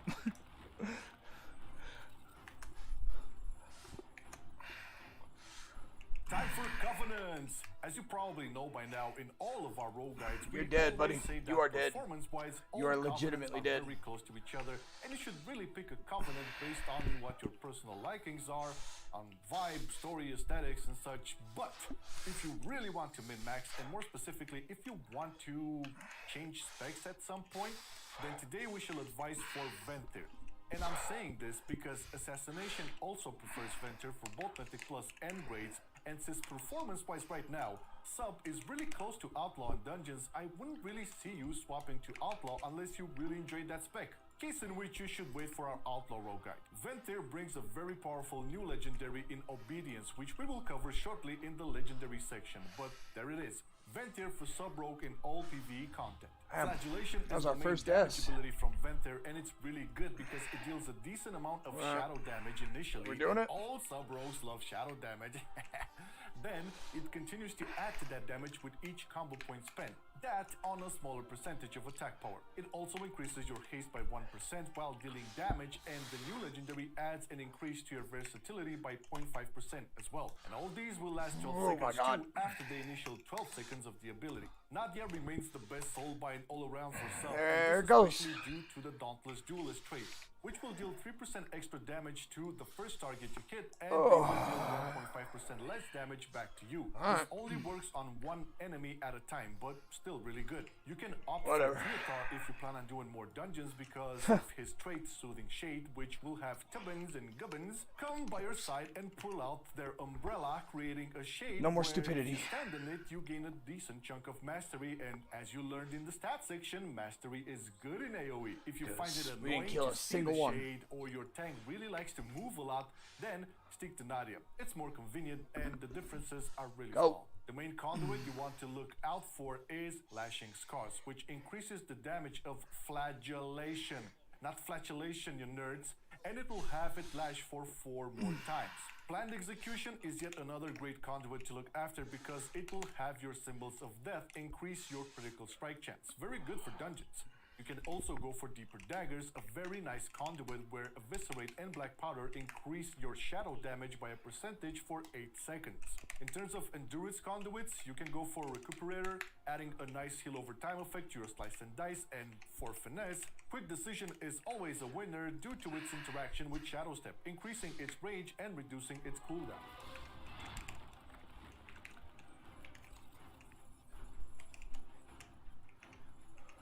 Oh, you big know boy we at? have to talk about the Edge of Night Daggers from Sylvanas, as these are by far the most important pieces of gear you want to have your eyes on because, well, they're bis. Having a higher item level means more agility first of all, and the effect is just juicy. Your attacks will apply Banshee's Blight, giving your finishers a 3% per combo point, so a minimum of 15% chance to deal shadow What is damage. going on Shadow here? damage, Come which on. is increased by your Deeper Daggers Fuck, conduit. dude. Also, the This ain't blight that will hard. stack up to 4 times as your target's HP goes below multiples of 25%. The main trinket you want is still File of Putrefaction, and this for any type of content. With a secondary one to assist you being the Salvaged Fusion Amplifier, which on use for 20 seconds, your attacks have a very high chance to deal arcane damage. Really good considering Slice and Dice and stuff. This one drops from the Guardian of the first ones, but hey, if it's a bitch to get there, you can go hunting for Ticking Sack of Terror from the Tazavesh dungeon. A trinket that will net your attacks and abilities a high chance to apply a stack of Volatile Satchel, and after reaching 3 stacks, it will detonate for a good chunk of fire damage. Do note that this trinket will be at a fixed item level, but even so, it is on par with other ones that are, well, let's say 10 or more item levels above it, so if it drops, keep it. Next up, everyone's new Shadowlands system, Domination Shards. Hell yeah! Sub-Rogue, as many other DPS specs, will favor 3 Unholy Shards to get the Chaos Bane bonus, which is a really fancy mechanic to get some more agility. So, look for Shard of Diz, Shard of Oth, and Shard of Zed as your first 3 sockets. After that, you can go for Shard of Beck and Shard of Cord for your other 2 free slots, as these will just add a flat increase to your damage. Please keep in mind that the set bonus only works in the Maw, Torghast, and the Sanctum of Domination raid.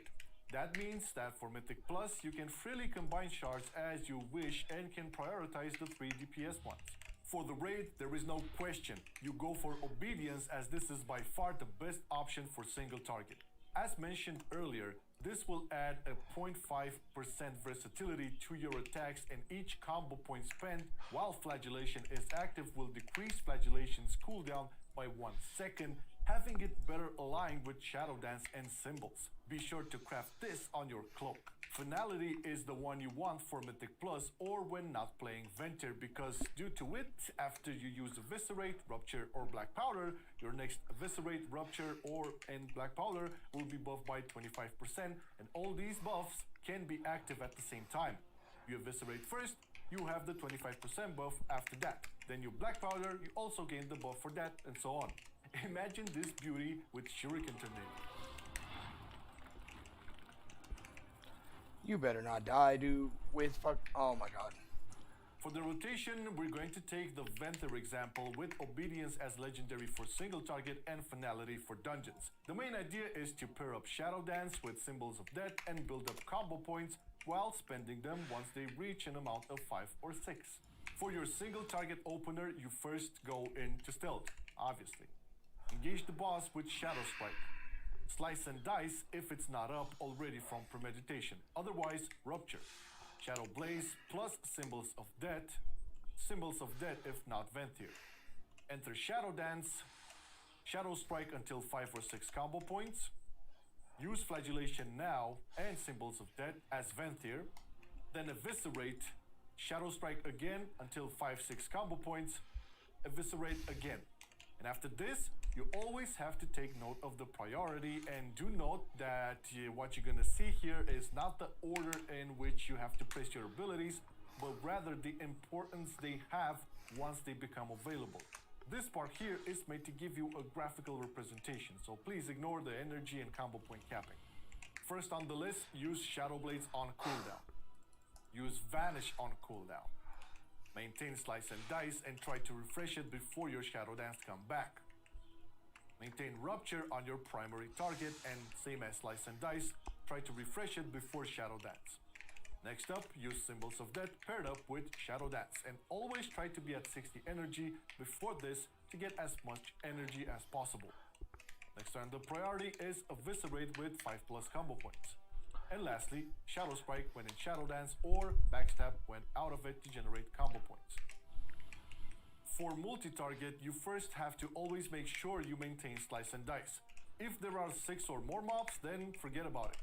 Maintain Rupture only if you know that your main target will live more than 12 seconds. In AoE situations, you can drop it against 5 or more targets. Jesus. Use Shuriken Tornado and then use both Symbols and Shadow Dance in the first second before the first Shuriken Storm goes off. If there are 3 or more targets and you are still in Shadow Dance, use Shuriken Storm. Cast Black Powder as the main spender at 5+ combo points, when facing 3 or more mobs. And finally, use Shuriken Storm to generate combo points. Alright, listen. Sub-Rogue is no walk in the park, and boy is it mega fun to play. And this guide should cover you the basics, but for even more advanced stuff, I strongly recommend visiting the Ravenhold Discord, where you will get help from amazing people like Whisper, Fu, and Mistler. I mean, Mistler, being the champion that he always is, helped us yet again with fact-checking and proofreading the script, so you don't get all of my misinterpretations as facts. You can check his Sub-Rogue guide on Wowhead, his Twitch as well, with all the links in the description. No, but seriously, check these boys out. Oh, God. They do wonders for the WoW community. Rogues especially. And you know who else does wonders? Our Patreons! And that's true, because without you guys, a lot of this content would not be possible. So here's a big, fat, and wet thank you. Hey, you can get one too if you decide to support us, and the link is in the description. Our content is basically weekly class guides, weekly spec podcasts with some of the most knowledgeable players out there, weekly news, and weekly TLFs, you know, the Tier List Fridays. Anyways, cheers for watching the video, and see you soon. Flames mom still didn't call. I've been loving it then, I still love it now. Still, I play WoW. Still, I play WoW. Getting better every day, let me show you how. Still, I play WoW. Still, I play WoW. It's getting harder to stay, but at the end of the day, it's a guilty pleasure, so just log in and play. Whether it's classic or retail, I'ma do a /bow. Still, I play WoW. How long are we meant to wait? It's ready.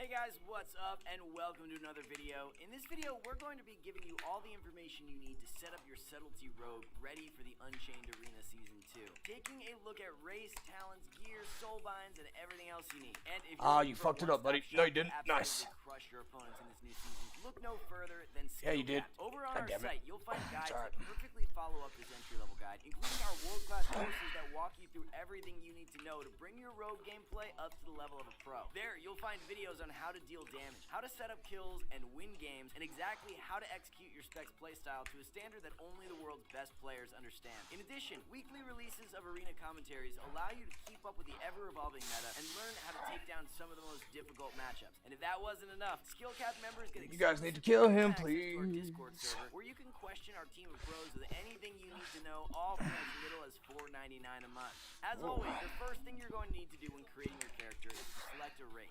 Starting on the Alliance side, you got two options. First is the strongest of the two and the race that's strongest overall, Night Elf. Night Elf is a strong race in general for every class, but gains even more value as a rogue. The reason for this is Shadow Melt. Shadow Melt for most classes is a way to avoid hard-hitting spells or dodge crowd control. As rogue, though, you're able to utilize this as a way to gain stealth, meaning you can Shadow Melt, hit stealth, and then either escape, or use one of your stealth abilities like Cheap Shot, Shadow Strike, or Sap, while even granting you access to subterfuge, Welcome back. which, as we know, is huge. And egg salad, The yes I do. alternative to Night Elf is Human. And Human chicken allows salad you to drop your sandwiches. Gladiator's medallion trinket in favor for Relentless, giving you the best of both worlds. However, though, with how fast the current meta game is shaping up to be in 9.1, not having access to a Gladiator's medallion can be very detrimental. So for this fact, and simply down to the power of Shadow Melt, if you're on the Alliance side, we definitely recommend you go Night Elf. Moving on to the Horde, there is only one race worth mentioning, Orc. Orc has been the staple Horde side race for some time now, and we've yet to see any balance changes to fix this and allow for more variation. But the combination of hardiness giving you a 20% reduction to all stun effects, while also still having your Gladiator's medallion, makes them simply unrivaled. On top of that, Blood Fury also provides a very nice boost to your burst during Vendetta. Overall, between the two factions, while Orc is definitely ridiculously strong, Night Elf for sub is a whole different level. It's essentially giving you Vanish as a racial, which, as we know, can be utilized both offensively and defensively. Next up, we're going to be breaking down the standard talent tree, giving you the default talents and any other option or situational talents you may want to select. Starting off at the my top, bad, homie. we got the option to choose between You guys all out? Master, Thank you. Premonition, and Moonblade. Weapon Master offers some decent damage, but it's entirely RNG based, and with most of your damage being tied to Eviscerate and your Covenant ability, the small chance at that was almost bad. either a Shadow Strike or Eviscerate is not worth the talent point. The same goes for Gloomblade. Backstab deals essentially 0 DPS. Taking talents to enhance Backstab is just never going to be worth it in PvP. Which leaves us with our default choice, which is Premonition. This just provides you with some additional combo points to boost your DPS while bursting, and also gives you an easy way to get Oh no.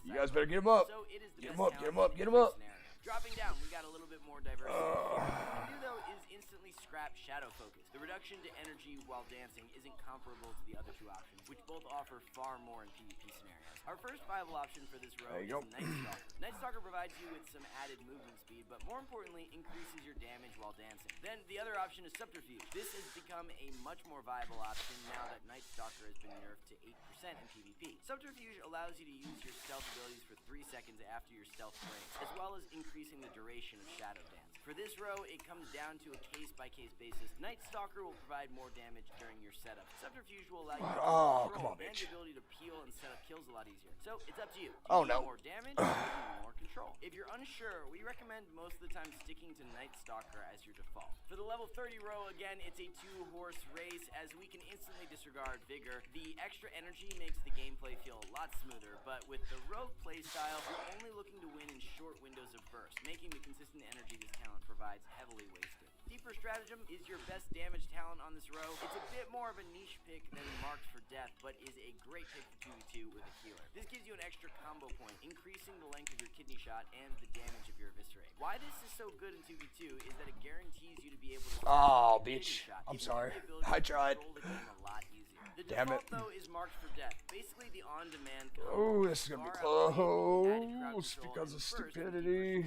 The ability to kidney shot on demand gives you a lot of quality of life when it comes Get to through it. 3. Also, the ability to back-to-back Eviscerate can be great at finishing targets off. So, unless you're playing some healer DPS 2s, stick to Marked for Death for most scenarios. Alright, then next up, we've got the level 35 row. Oh, wow. Again, we can one talent, Cheat Death. Cheat Death just isn't optimal in Arena. It's unreliable and a very long cooldown. As a result, result, the default is going to be illusion. This is what makes rogues not die instantly when they're out of cooldown, as it now allows you to also reduce all damage you take by 30%. So as you can probably imagine, having a 30% damage reduction which lasts 6 seconds on a relatively short cooldown makes the talent extremely strong. The only time you want to deviate from this though is when you pick up Soothing Darkness. Soothing Darkness allows you to heal while in stealth. Where this gains use is when playing double DPS 2v2, especially Rogue Mage, as you can continuously look for resets and heal up in the safety of stealth. Moving down to the level 40 row now, it's very easy and there is one talent that you should always be playing, which is Prey on Weak. Although this is nerfed by 5%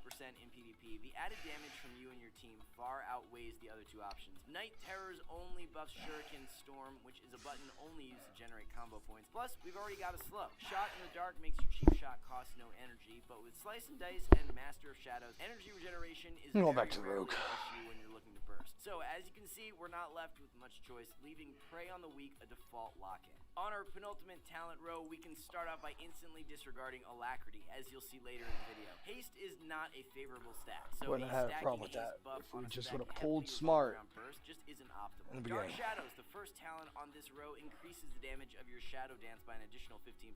This talent is very niche. It's often used when you're looking to win in a singular dance, so anytime you're looking to do the most damage possible, this is the talent you want to be selecting. What's more favorable is picking up Enveloping Shadows. This gives you an additional charge in your Shadow Dance, while also reducing the cooldown by an additional amount of time every time you spend combo points. And as we know, without Dance, you're doing nothing. Picking up this talent gives you twice the control and twice the setups, making it the clear winner in most scenarios. Then, last but not least, for our level 50 row, it's very clear cut. Both Secret Technique and Shuriken Tornado offer absolutely nothing when it comes to PvP, both just being AoE PvE talents. Master of Shadows, on the other hand, gives you 25 energy every time you enter Stealth or Shadow Dance. This is nice, as it gives you additional energy during your burst, resulting in you not having to worry too much about your energy throughout the game. Which leaves our default talent tree looking like this, with Subterfuge, Deeper Stratagem, Soothing Darkness, and Dark Shadow all being viable picks, but just a little more situational. Now, moving into the PvP talents. Patch 9.1 has seen a rework to several talents, with some being removed and even some new additions. We'll start by just providing you with Should have had that too. you can expect to take to most matchups. On screen now, you can see the 3 talents which we recommend for you to have. Evanescence Smoke Bomb, Shadowy Duel. Yeah, she has an amazing voice. It's a great song, period. We'll talk about any situations Great song. you might want to swap them out and why. So starting off with Smoke Bomb just feels essential to any rogue's kit. It's great at baiting trinkets and even better at closing out games on Fuck targets no. without one, making it one of the best offensive. Should have Then you had it also timed, can't but overlook the defensive perks. third boss he wants to pull Well-timed dumbass defensive bomb twice, either like a yourself or dumbass teammate twice. can save lives. Smoke Bomb And then last brings up boss, so many clutch plays that because he wanted to do that, we didn't have time to do it again. It's So I like left. a version of Smoke Bomb that enemies can't trinket, putting you in a duel with the chosen target. This also allows you to use all your stealth abilities while active. Similar to Smoke Bomb in the fact that it's just got so many uses, you can duel a target to deny heals and finish them off. You can duel a healer to extend crowd control chains, or you can either duel defensively. We honestly to lost escape and reduce damage. 6 minutes And our last because of default stupidity. talent is Thick as Thieves. This is Stupidity. great, as when playing Rogue well, you're constantly creating opportunities for your team to deal damage. And as this talent allows you to use tricks of the trade to buff your Yeah. allies' damage by 6 50%, fucking minutes, it makes stood your up. setups and those 2v1 or 3v1 Went into the situations third a lot more boss potent, as often your own damage isn't with enough to score 18 kills. minutes. So with our 3 default talents, let's discuss Third boss room. alternatives. Straight away, though, Should have been disregard on the these third talents boss as they're never 13 worth minutes. picking up. Those talents We didn't get are on the Death third from boss Above, until Dagger in the 7 Dark, minutes. Silhouette, Distracting Mirage, and Veil of Midnight. Our first optional talent Stupid. is the new 9.1 edition of Dismantle. Dismantle is very Stupid. simple. It's a strong Stupid. disarm, which is great versus any melee. So if you need some added peels or a way to survive yourself, you can drop the added damage from Thick as Thieves in favor of Dismantle. Maneuverability is our second optional talent. This gives your sprint the ability to break routes and grants you a 4-second immunity to slows. This is decent for those times where you're either required to kite or struggling for uptime. It's not too often you'll take this, but swapping this in for Thick as Thieves again can potentially be an option. And lastly, the final talent you might want to consider picking up is Thief's Bargain. This has been changed slightly to now give you a lower cooldown of Vanish, Blades, and Feint, but reduces the damage you deal while using one. This is still a decent pickup in compositions where your main objective is to set up for your team. A great example of this is the niche composition of Retribution Paladin Sub Rogue. The Ret does more than enough damage, but it's up to you to control the game and set up for him. This just gives you more vanishes, which can allow you to set up more consistently, alongside the added defense coming from your reduced cooldown on Feint. So to summarize, you ideally want to be playing with Smoke Bomb and Shadowy Duel in every game, with Thick as Thieves being the most common third talent, but Maneuverability, Dismantle, and Thief's Bargain all offer situational alternatives. Alright guys, with both your talents and PvP talents out of the way, it's time to move on to Covenants. For subtlety, it's been very up in the air over recent times what Covenant truly provides the biggest benefit. Well, with the release of 9.1, Covenant choice has been made a lot easier. The clear winner is now Kyrian. There are quite a few reasons for this, the biggest of which is the addition of Covenant Legendaries, in which the Kyrian one, Resounding Clarity, is extremely strong. On top of that, the new Soulbind passive Path of the Devoted can really help with both uptime and also survivability. And furthermore, with Ferals, Beast Mastery Hunters, and Assassination Rogues all being very much meta, combined with the new Shackles Trinket, the Phial of Serenity, and its Bleed and Curse removal has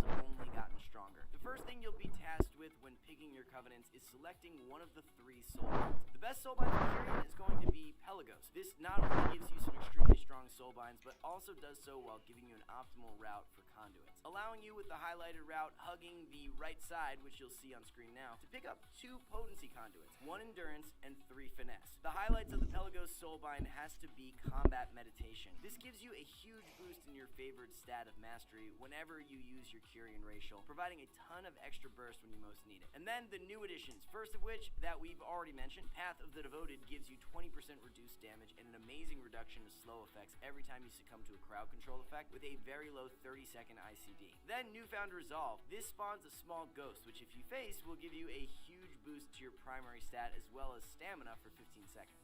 With our Soulbind selected, it's now time for Conduits. The route we just covered grants us access to 1 Endurance Conduit, 2 Potency, and 3 Finesse. Starting off with Potency Conduits, we're going to want to first of all prioritize Reverberation, the Covenant-specific conduit. This just flat out increases the damage of your Kyrian class ability by up to a huge 90%.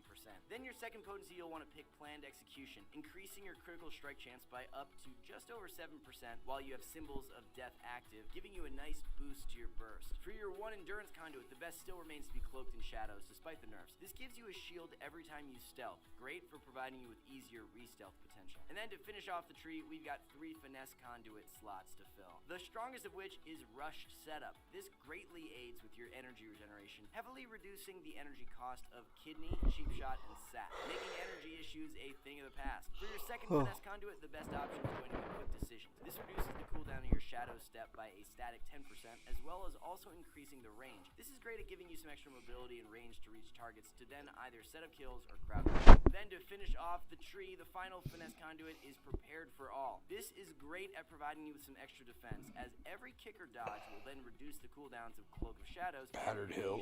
Wow. Next, we're going to be covering everything you need to know about how to correctly gear your sub-rogue in patch 9.1.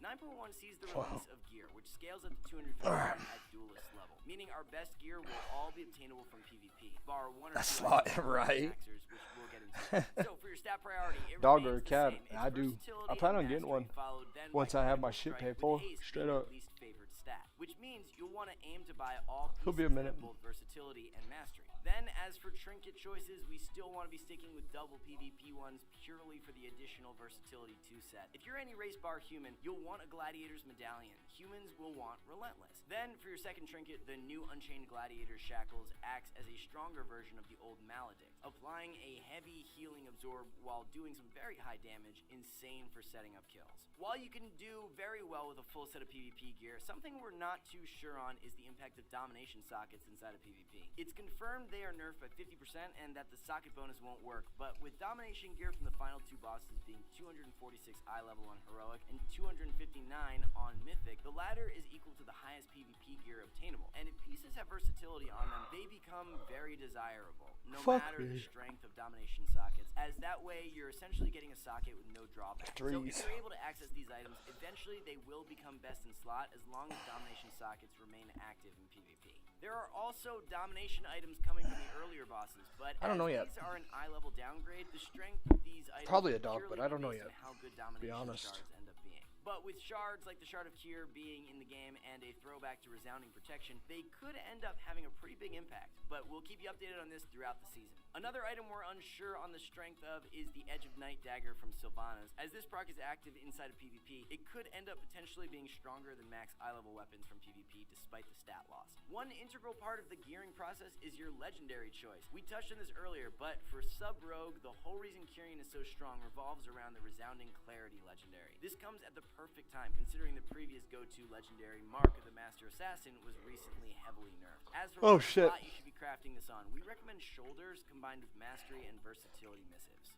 Alright then, with your character now fully set up, our last section of this guide is going to be macros. First and foremost, focus or arena 1-2-3 macros are vital for interacting with a specific player on the enemy team, no matter who you're targeting. You'll need these for a large amount of your abilities as a rogue if you want to play at the optimal level. A great way to do this if you go the focus route with modifiers. Don't let him cyclone you, dude. Damn. What is this fucking... I'm gonna die. To instead do it on your focus target. But however you opt to do these macros, be it focus or arena 1-2-3 based, is all personal preference. Ideally though, you'll want one for kidney shot, cheap shot, sap, blind, kick, dismantle, shadow step, and shift. Aside from general focus or arena 1-2-3 macros, there are not too many rogue specific macros. The exceptions being, first of all, spammable sap macros. Come on. Now will allow you to spam sap in openers and instantly sap anyone you see in stealth. Perfect for any opener against the stealth class. Then a spammable stealth bind. This just will remove the chance that you accidentally hit stealth twice and subsequently leave it when attempting to go for a re-stealth. It's also got a cancel or a shadow dance attached. As you're unable to enter stealth while dance is active, this is useful in niche situations. And lastly is a way to easily give your teammate tricks of the trade, which can be done either by party macros or just by inserting the name of the player. So in this example, unless you're playing with Zot, use the name. Dispel me, dude. Alright guys, that about does it for this one. Hope this helped, and as always, good luck in Season 2. Just as a final reminder, if you enjoyed this guide, make sure to head on over to SkillCapped if you're interested in learning by checking out our world-class rogue courses. For now though, thanks for watching. No, sir.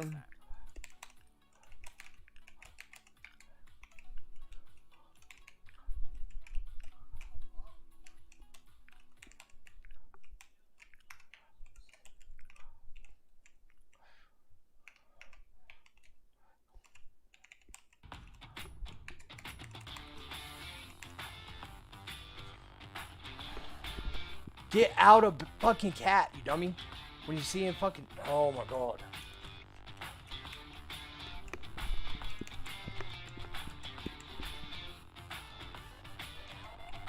I fucking hate PvP.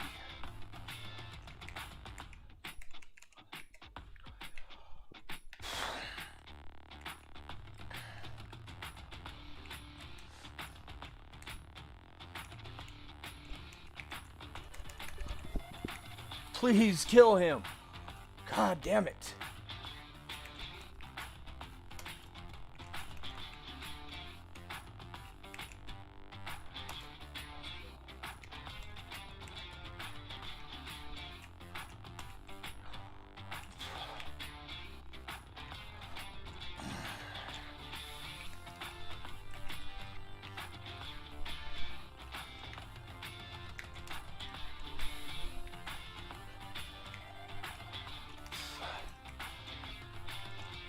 I'm about to have some damage here in a minute.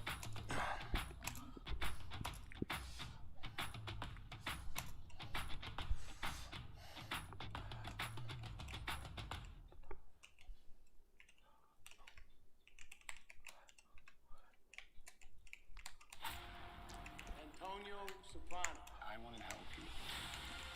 Oh my god. The Many Saints of Newark, a Soprano story. Rated R. Oh my god. So bad. Jesus, dude. Both of you. Hey everyone, and welcome to another Skill Capped guide. Whether you're new to us or getting into it for a while now, we found that most players lack the knowledge they need to be able to play against every class. One of the most common... I have chosen for this list for a quick talk about the guild at the time, what led to it, how they felt about it. But on the back of this, after doing a couple of these interviews now, they've turned into nice little chats. So I don't know what Roger's got for us. The boss I've chosen, Roger, for you is one I'm so thankful that you kind of agreed with me on. Because nobody cares about this boss, like, at all. Like, from the community, no one gives a toss. You know, it's one of those things that you have to live it to understand it. Yeah, you have to experience it yourself. Otherwise, you don't get it. Exactly. On stream, I'm often asked, like, what was your favorite boss of all time? And I'm like, well, I love the Kale Fast fight in TBC, and Blast Furnace, which is the boss we're talking about today. Everyone goes, Blast Furnace. I'm like, dude, that fight is awesome. It's so good. And it was watching... The reason I chose this is I remember, and this is how I kind of came up with the list, is I remember watching the Method World First of Blast Furnace, and seeing the energy that you had the furnace at when you transitioned into Phase 2, and thinking, what in the actual fuck did those guys do to make that possible? Which is extremely nerdy, but if you've ever done the fight, it's a big deal, because we did not know how it was even possible to get there. But before we get to that fight then, Roger, you've been in the world first scene now for nearly a decade, or a decade? Pretty much, yeah. But I was there, as I do recount, the day that name joined the guild, and I thought, what a dumb fucking name. I saw Roger Brown has joined the guild, and I was like, what in the fuck? Who is this guy? How did you come to join Method, dude? Yeah, it would have been a normal name, because some people actually do this, if it was my real name. But it has nothing to do with my real name, actually. It has nothing to do with it. I thought you were English, because it's an English name.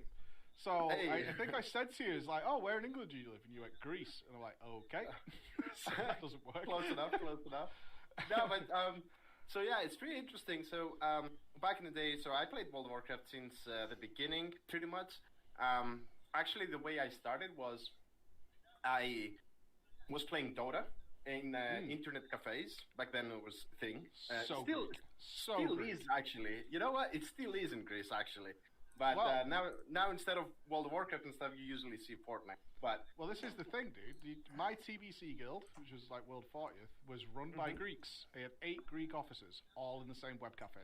It was the first time I'd ever encountered it in my life. They were like all next to each other. And I was like, why are you guys playing in net cafes? Why don't you have your own PCs? Like, it's just not what we do in Greece.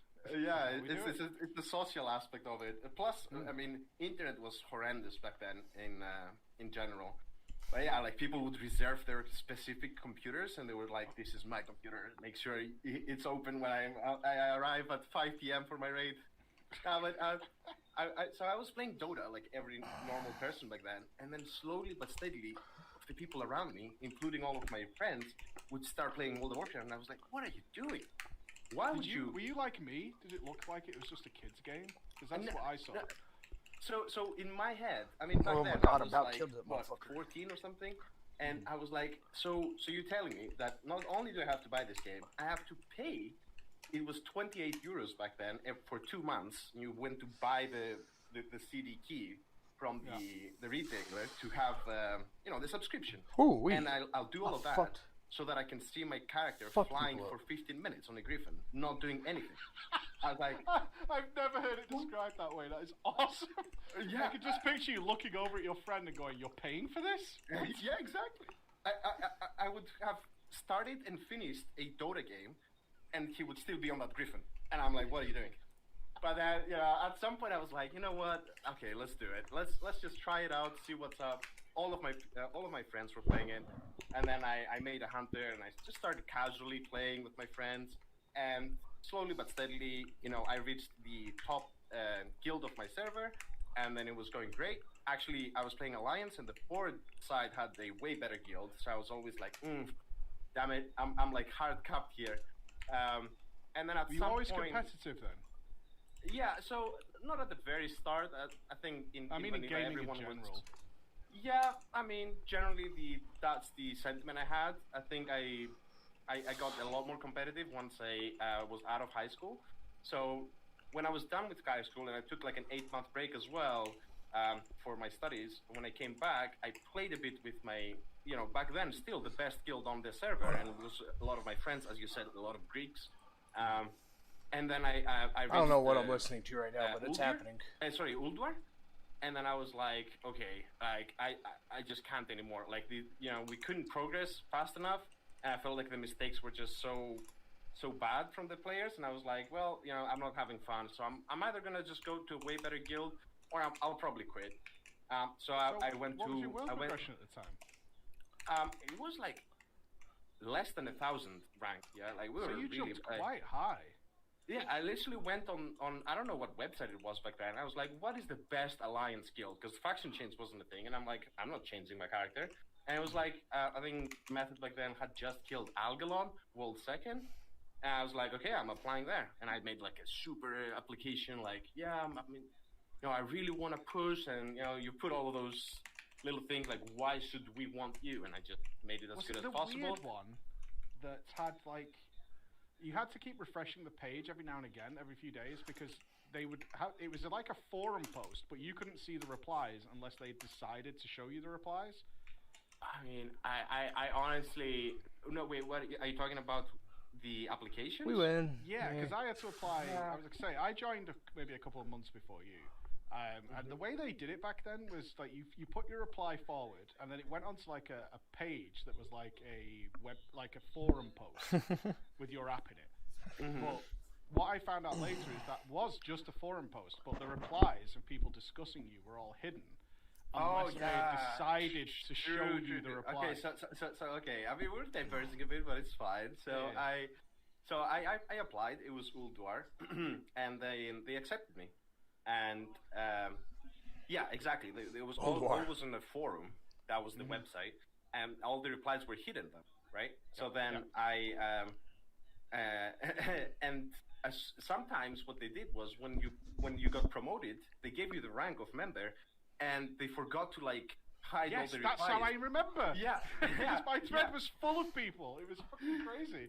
And I went there and was like, he deceived. Use like normal Greek, I guess, lol. Stuff like exactly. That all the time. I was like, okay, well, it's good to know what people thought about me.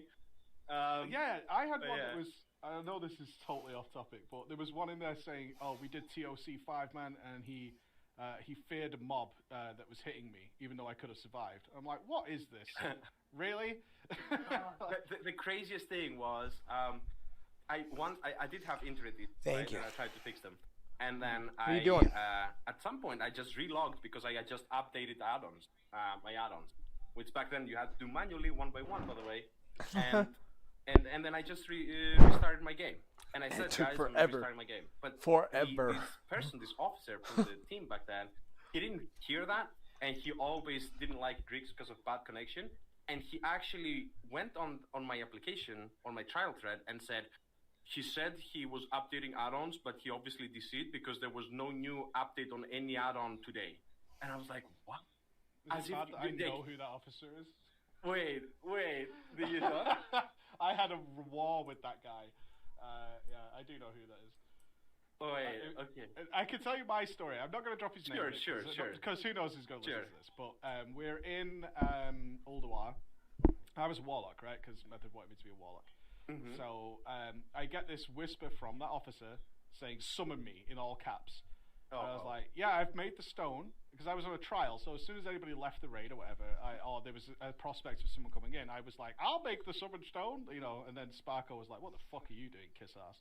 But I made the stone, and I was like, yeah, we're not sure who you're removing yet, so I can't summon you because everybody's still in here. Just summon me. I'm like, what are you talking about? I was like, there's no spot for you yet. I was like, summon me, you trial. That's what he called me, and I went, well, why don't you go fuck yourself? He went, I'm an officer, and I went, well, that's just great, isn't it? And I just left him there. And then he was such a prick to me after that, and I was like, I don't give a shit, dude. It was different times, different times. It was a really different guild, very different guild. And one last thing, actually, now that we're going down memory lane, I remember the way that back then Davey was the class leader of hunters, and the way he was going to decide between which hunter trial is going to make it was he made a list of like all the bosses in Ulduar and was like, okay, whoever it was a point system, so whoever on XT does the most damage on the heart gets a point. Whoever does the most damage on those ads on like other boss, gets a point. And I literally was like, okay, well, I'm not going to do a single point of damage on the boss until that heart pops out. And every proc in the world. Yeah, and every trinket. And it worked for him as well, because that was basically all the extra jobs that no one wanted to do. So it worked in the favor of the raid because I was doing the proper thing, but my total damage was abysmal, right? I was just and I won. So then I got promoted, and the other guy, well, I don't remember even his name. Sorry. No, that's because he was my. It was I can't remember how they did it because we were down to so many few raids. But he was my class officer as well, and he played mage. And nobody gave me any feedback because there was literally 2 warlocks in the guild. There was a Russian guy and me. And I'd been there for 2 months, and nobody had said anything to me. And I was asking around, and I was like, Protec, what's happening? Like, because Protec was generally somebody you'd hang around, and you could talk to him, right? So I was chilling with Protec, and I'm like, what's happening? He's like, I don't know. So I was like, ask your class leader. It's like, I don't have a class leader. There's 2 warlocks. He was like, oh, Difey's your guy. And I'm like, oh, okay. So I asked him, and he went, I just checked your file thread, your trial thread. Nobody's really bitching about you, so I think you're good. And that was it. That was the only feedback I had for 2 months. It was like, I think you're all right because no one's calling you a prick. I'm like, oh, okay. That's it. That's the bar that was back then. That's the bar. Like I was like, are we going for world first here? Is this the process? I was like, okay, fair enough. Yeah. Fair enough. It worked. But yeah, it was good times. Yeah. So anyway, you joined Method and you were fine from the get-go, right? Obviously. Okay. Now that you mention it, one quick story. Since you're talking about like the hard boss as well, this actually fits quite nicely. So I joined, as I said, after Algalon, but before Yogg Zero was killed, because that boss was supposedly unkillable. And what happened is I joined. I passed my, I was passing my trial basically, like I was accepted. But we still hadn't killed the boss, and I was like, it was summer, and all Greeks go vacation during the summer. Yes, they do. We used to stop raiding because our entire officer team would just disappear. Of course. I mean, it's just too hot. I mean, you can't just play World of Warcraft all day. So I had planned a week of vacation back then, and I was like, well, I mean, it doesn't look like we're killing this boss. I mean, it is what it is. I'll just go have my vacation, and all is good. And then suddenly, was it Stars or Stars? It was Stars. Yeah. I'm trying to get an interview with them. Yeah, Stars decides to just kill the boss, and everyone is like, "What?" So then suddenly, people started realizing how it's being done, and I'm like, "Oh damn, okay." And then we tried to kill it, and we can't kill it, and then guess what? My vacation time has arrived. So I'm like, I was hoping we would have killed it before, so I didn't even tell them. I mean, keep in mind, I was like 17 back then, right? And you were required as well, because a hunter is a big component of killing. Exactly. You needed 4 hunters to kill that boss. And I was like, Davey, I have to go tomorrow for a week. And he's like, eh? And then... Excuse me? and then right that day, he kicked me from the guild. He was like, you're out. Oh! Seriously. Bummer. And I was like, oh my god. And I went to I go to my vacation, which was not the greatest, when you think, okay, I just got kicked, and at the same time I'm like, listen, I know this is bad, but if you don't find another hunter, I know you need 4 hunters. When I'm back, please consider me, right? Like, and I kept asking my great mate Razi, who was in the guild. I'm dead. Well. Great guy. Love Yeah, I was like, man, I was calling him every day or every second day. I was like, did you find anyone? Like, how's it going? He's like, no hunter, man. Like, it's just wiping here. I'm like, okay, cool. And then I dipped in the water. Yeah, I was like, killing. Oh, you're so happy. You're so happy. Oh, you've not killed it? Awesome. Oh, no. Yeah. That's great news. I'm dead. And then I come back from a vacation. It was Sunday. I come back. I get invited back into the guild. And I think it was like less than 5 hours later, we killed the boss. And I'm like, that's it. Yeah. And I made the difference. Well, I am the carry here. They had practiced everything. Literally, the only thing was they just didn't have the 4th hunter to do the distracting shot. And so I come back from a week of vacation, killed the boss. I'm super happy. I'm like taking street shots. I'm jumping around. Everyone else is on Ventrilo back then. Like, well, okay, I guess World 7th or what was it? Everyone's depressed. I'm like, what are you talking about? I came from the World 1000 guild to this. Yeah, thing. for me it was the dream. Yeah. Well, you actually put me in a weird spot once. Is that we were doing Ulduar 10-man, and I had not been in for Alone in the Darkness, and hadn't practiced it because I wasn't part of the main comp for it. And then we're just doing Ulduar 10, and this has only just reminded me because you brought it up. But we're chilling and we're killing everything on hard mode like we do. And then we get towards Yogg, and you pipe up. We should do Alone in the Darkness. And I'm like, I haven't learned it yet. It's like, oh, it's so easy. You're a warlock, right? It's really, really easy. And I was like, and then I think it was Just Wait. Goes, what's the point? We don't get anything out of it. It's like, yeah, it's something to do, isn't it? You know, and you were just like so casual because you farmed it or whatever. You're like, yeah, we'll just kill it. It'll be fine. We get in there, and immediately I'm so stressed that I pulled my mouse out of my keyboard, out of my PC. Like, I dragged it to do a spin, you know, because we have to spin around. Castrate Soul to spin. So I like Castrate Soul, and I spin my mouse real fast to make sure I don't lose sanity. Pull out my mouse, stand there and die. And I think you went, what's up with this warlock? Because we hadn't played together. Because we've been in like the main roster, and I'm like, you know what? Fuck you. I don't want to do all of the Darkness anyway, you asshole. And I came back and I was like, I pulled my mouse out, and I think you or somebody else just went, okay, sure. Like, no one believed it for a goddamn second. Yeah, what an excuse. I mean, yeah, okay. Okay, bitch. Sure you did. Get back into it. But it's crazy to think now, like we've done all this years, how different the guild was then. Because I left for... I like listening to shit like this, but sometimes. I got scammed hardcore by Skull and Protec, I think it was. At the time, I think they were impressing some e-girls. And I might be wrong on this, but I had just transferred my warrior, because I was classically a tank. So I joined as a warlock, but the idea was that if I was... I can't remember the name of the tank. Was it Oranos? Oranos, the druid. Yes. The druid, yeah. The druid might not actually want to tank going forward. That was the craziest thing, yeah. It's the one person that he never spoke, yeah. And it was like this big mystery around him. Like, he's just doing his thing, yeah. He's a good player, but he just never spoke. It's like, but yeah, go on. But I got told, like, he's thinking of maybe stopping. You know, he doesn't want to do it anymore. So you might be tanking with Scott. So I was like, oh, awesome, because I love to tank. I didn't want to DPS. I was like, I'm a tank. I've been a tank for the last, like, 4-6 years or whatever. So I transferred my warrior over. Immediately, Sko whispered me that day. I hadn't even set up my UI or anything. And it was TOC. And he goes, hey, can you do TOC 10-man? Now, for context to everyone else here, a TOC 10-man in Method is about 40 minutes, max. Right? That's it. It's about 40 minutes for a TOC 10-man. So I'm like, yeah, sure, no problem. 4 hours later, Roger, it turns out the only members of Method in this raid are me, I think Protec, and Scott. And seemingly it's a load of fans or people... I mean, obviously we didn't have streaming or anything, so these were like server fans, and I think some of them were girls or something like that. Or somebody was... something along those lines. And it was the scammest raid I'd ever been in.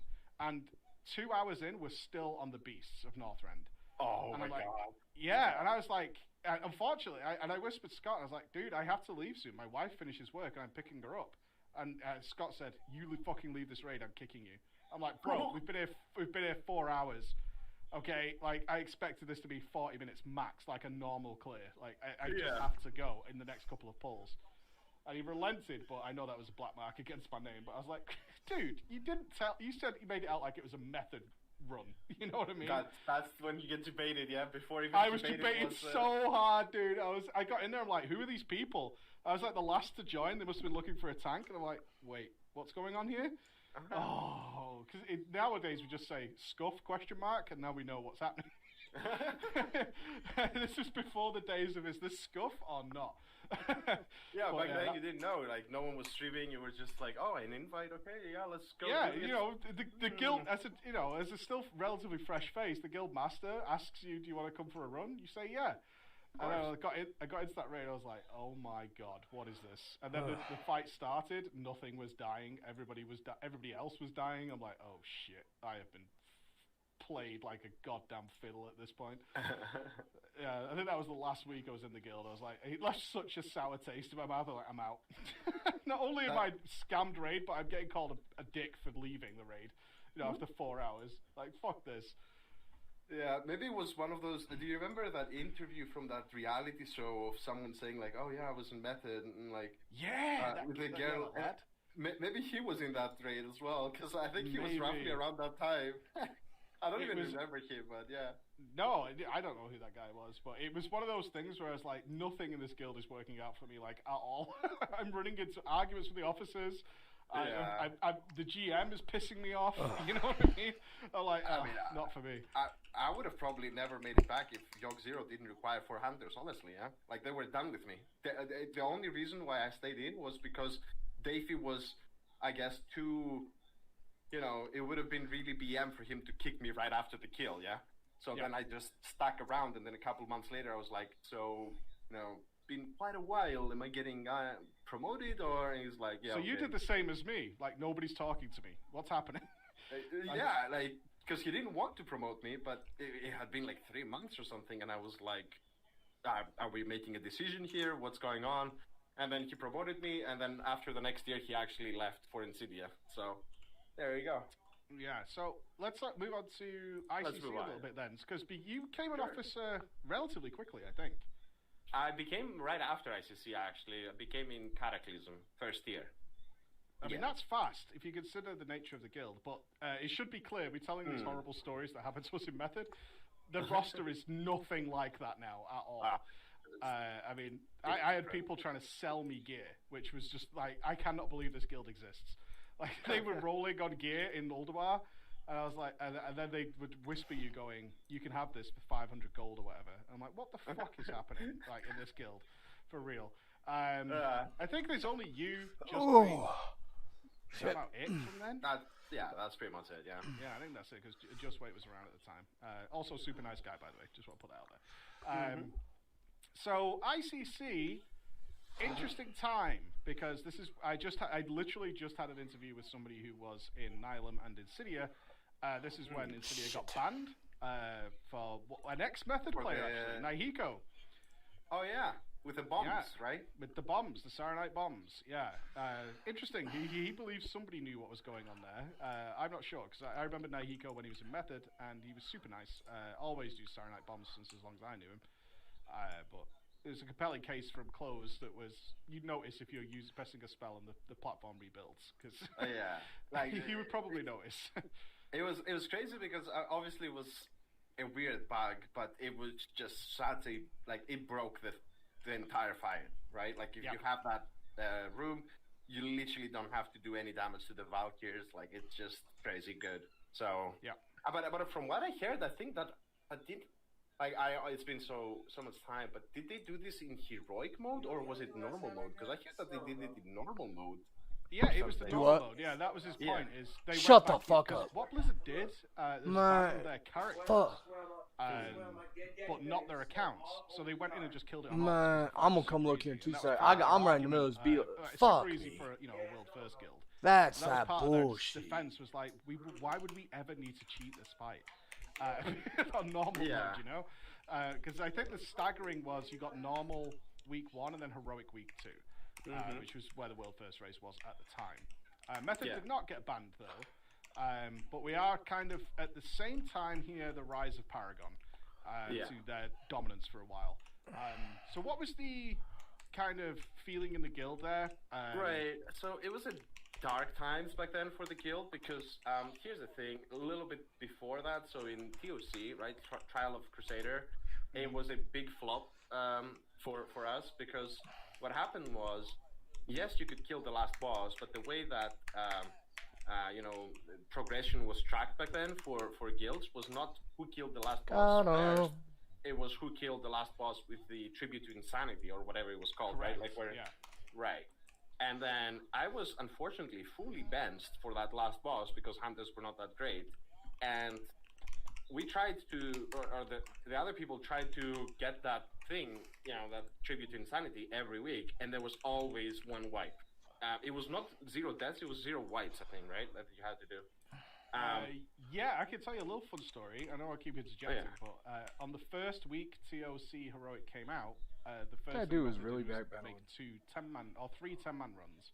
And my group, which was everybody else had wiped at some point, but my group had made it to a new Barak without wiping. And so all the officers joined the vent channel we were in, and were like, guys, no pressure. It's really important you kill this in one go. And we were like, wait a minute, what? And they were like, Wait, no, for what? real, this is a big fucking deal that you kill this in one go and you get tributes inside because that's going to be the world first. That's all that stuff. Of course, we had no idea how how Nubarak works. Ooh, Jesus. Tribute. Hey, there's And people heroic back mode, there. considerably harder, and we wiped in the first 20 seconds. But and that was really stressful. But as you're saying, it wasn't a case of just killing the boss. You wanted to get exactly. tribute. Exactly. So and then the guild failed to do that over and over every week, and I wasn't really part of it because the death was like I think every time on Maneuverability, and there was only one hunter, Davey, back then. I think to kill the little orbs on the sky, but generally hunter damage was pretty bad. And what happened was, Nice fear. not only did we not get world first on that, we didn't even get realm first on that. We actually lost the realm first Wow. to Enraged Revolution. It was another guild. A guild from my old server. I know them well. Yeah, exactly. And they got the realm first achievement, and that was like it, basically. And what happened back then is a lot of the officers and like a lot of the members basically decided to leave and go to Insidia. So that happened, including Davey, I think Prodek, and all of those people. They just left.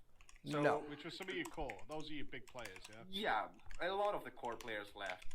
So then we had the remaining players trying to do ICC, that tier right after, and it was a bit, of a struggle, of course, because we had a bunch of new trials and whatnot. And actually, that's when Kuznam first joined the guild on his paladin, Ruslan.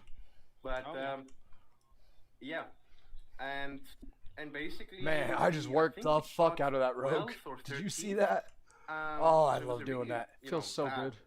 Oh wow, a lot of people here. On that tier, but it was more about building up the team. We tried. No, sir. It was the limited attempts as well, so you couldn't really go too hardcore, and it just was a bit of a weird. I'm gonna try to hold him here, I guess. But clearly, we weren't really. Right? Yeah, and the funny part is that we actually, if you remember the guild Envy, right? Yes, I do. I had some friends in Envy, yeah. Yeah, so I think we got world 12, and they got world 13th by 1 minute. Because I remember that by literally 1 minute.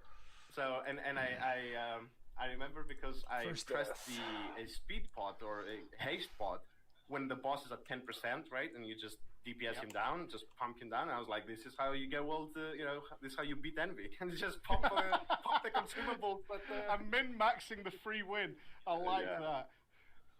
I'm actually just looking now as we're talking at you actually don't have a video of the Lich King 25 for Method. Well, we don't have a public video. Yeah, not a public video, but the 10 man is there. Someone in this call has a video actually about from that kill. I'm just wondering what the roster was, because Apco's still there, who came from my guild, he joined with me. Good friend of mine. Was an editor for my YouTube channel for a while. Some great names there, like Flare You, who actually came and joined our team to do 10-man Lich King hard mode. He came and healed for us. Flare You, yeah, I remember him very, very well, actually. Yeah, he was like he was a really nice guy. The one thing that I still remember to this day, when there was a wipe, he would Hearthstone out to save the consumables. I don't know why, like that stuck with me. Like, it was crazy, and every time that is like, crazy. I need a summon. But yeah, funny. I can actually tell you the exact setup actually. If it's more a case of who joined. I'm curious as to who this is, because the next tier, which would have been Cataclysm, you're back to world first. You're back. I mean, that's the interesting part of the story is you go through. Insidia obviously breaks up. I'm not sure if anybody came back from Insidia. Oh my god. There's this moment where you're world 13th, which in terms of method terms is not great. You're disappointed with that performance. And then within the next tier, you're back at world first again. And actually making videos which made method at the time much more. I'm gone by then. We'll probably get to my interview with you, because you interviewed me at Lake Kata. True. What's that turnaround? How does that happen? How do you go from world 13th, which is a long way from first, by the way? There's a big mountain to climb there. Yet we get back to Cataclysm and we're seeing Method. Which world first did you claim there? Because Paragon was still on top. We but got a Method few. is back. Yeah, No, we got a couple I of, got like, sacked. non-end boss world first. So we got it was Chimaeron. We got that world first by again 1 minute to Paragon, which was pretty crazy. I remember because they also oh man, actually I just remember this. Paragon used to talk to their community through IRC. IRC. Do you remember that?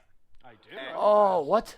Yeah, Fucking and stun. I was never really a big Right fan, when I but burst. I remember God damn it. that we get the kill. Everyone is super hyped because we got a, literally that was our first world first back then, and then a minute later, people say, "Oh, Paragon killed it as well just now," and I'm like, "Jesus Christ, the world first is tough, dude." Oh, And this is a real race, though, right? This is real. Yeah. So we got that. We got Maloriak as well. Sorry, not Maloriak. We got what was the first storm boss? Was it called? Oh, the one Damn with it. the minutes to the ground.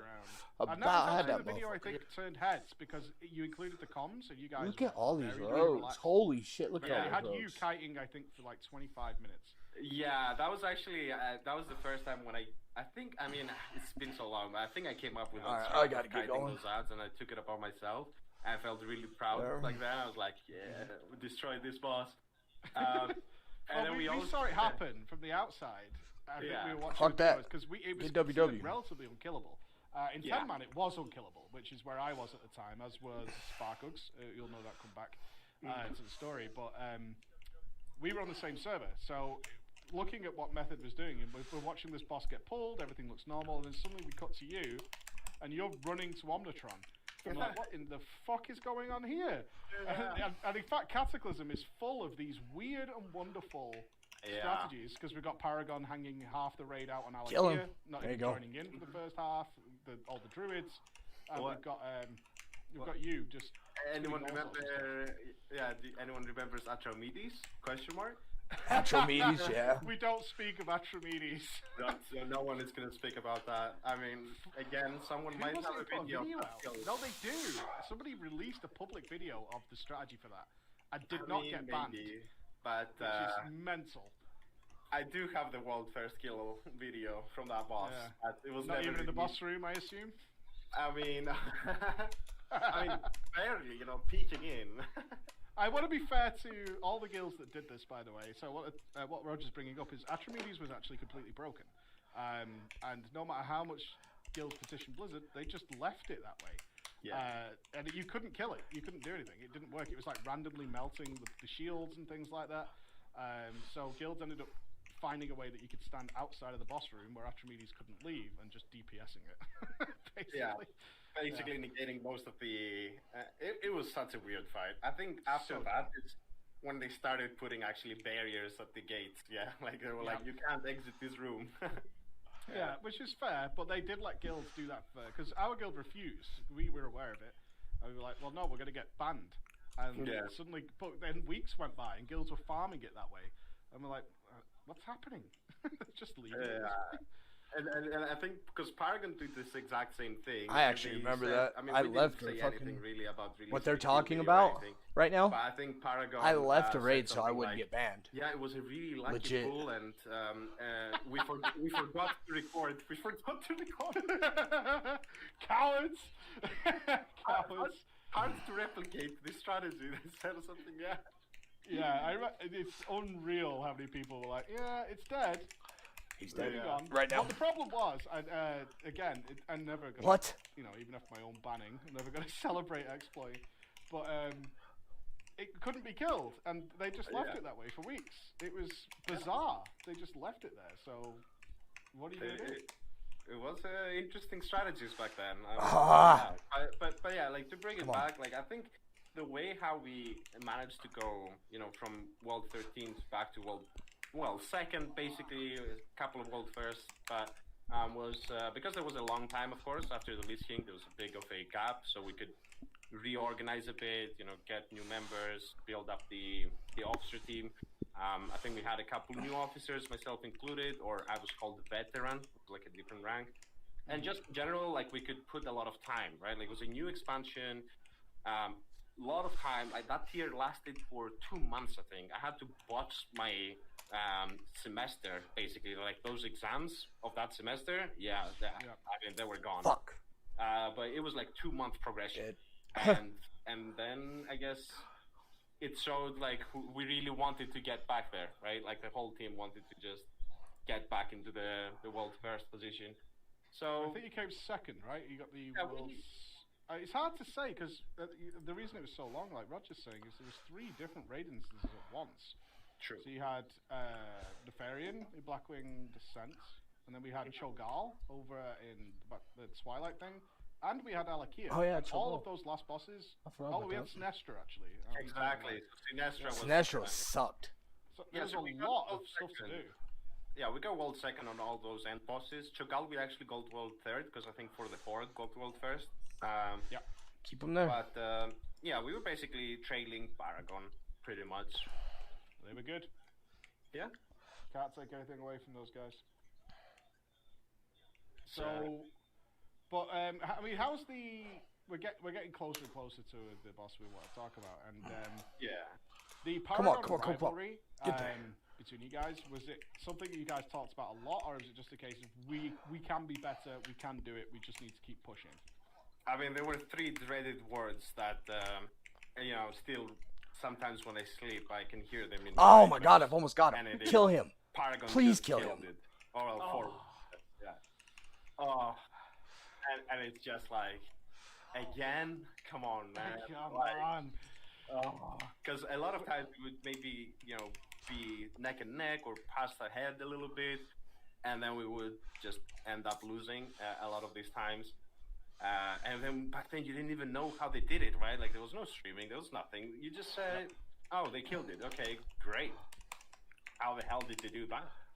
So yeah, were you stuck on? That's an interesting point then, because obviously we talked earlier. They used some very bizarre strategies, like half the raid off the platform at Lich King, Lich King at Alakia, a massive amount of druids at Nefarian.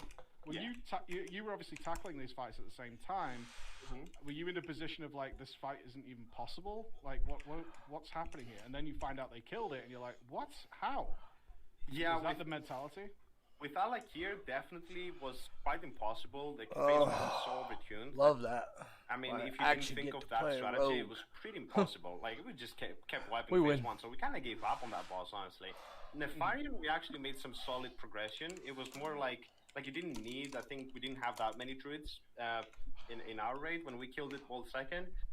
But it just made it a lot easier. Like, you could have mediocre to bad gear as a druid, and you would still do same or more damage than other, fully geared classes, just because of the nature of that fight, where you put the massive dot and it got multiplied by crazy numbers.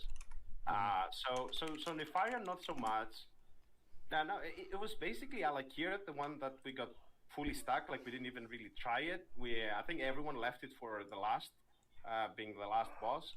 And then we didn't really know how to beat it. Honestly, I don't even remember. I just remember we lost, and then we were like, okay. I don't remember if we used the same strat actually for our kill, or if I think the fight got fixed after that. Yeah, they fixed I think it. they fixed the fight. Yeah, I think they fixed it, and then it was doable.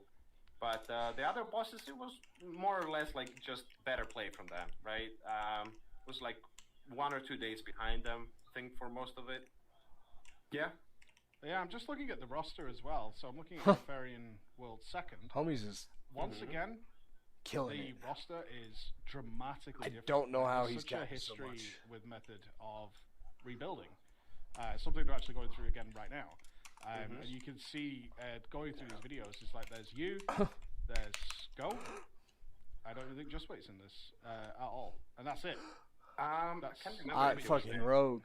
No, he's not. I'm looking at it now, unless he's on an alt. I mean, I could could his name. get some caps, but looking at it here, it's like not like him. This is an entirely different. He guild. fucking fucked this And map it's up. strange. I guess I will ask you the personal question: how strange has it been for you to almost see these entire guild rebuilds? I mean, it has been a decade, so it's not like it happens every week or whatever. Wish I had that. But you've gone through some quite dramatic changes guild-wise, and still tried to maintain that level of competitiveness. That can't be easy. Who's that? You mean like over the years, basically, right? Like over the years. I mean, Wait, you who's basically that? rebuilt the guild 3 times because obviously we have the sanity situation that came up later on, and then If you and want me to have be stuck honest, you through know what this. I'm using my But keys for? You went from a World 1000 guild, But I gotta get to method, higher than I am. to like 4 different versions of method through all of it. I mean, these have been some tough times. Yeah, it's been quite the ride. I'm not gonna Yeah, lie. I yeah. think, Who are you talking about? Yeah, the where it leaked this, you know, the Serenity thing, or when I'm trying to get into. I'm trying to get into Mythic. Times, right after TOC. What server are they on?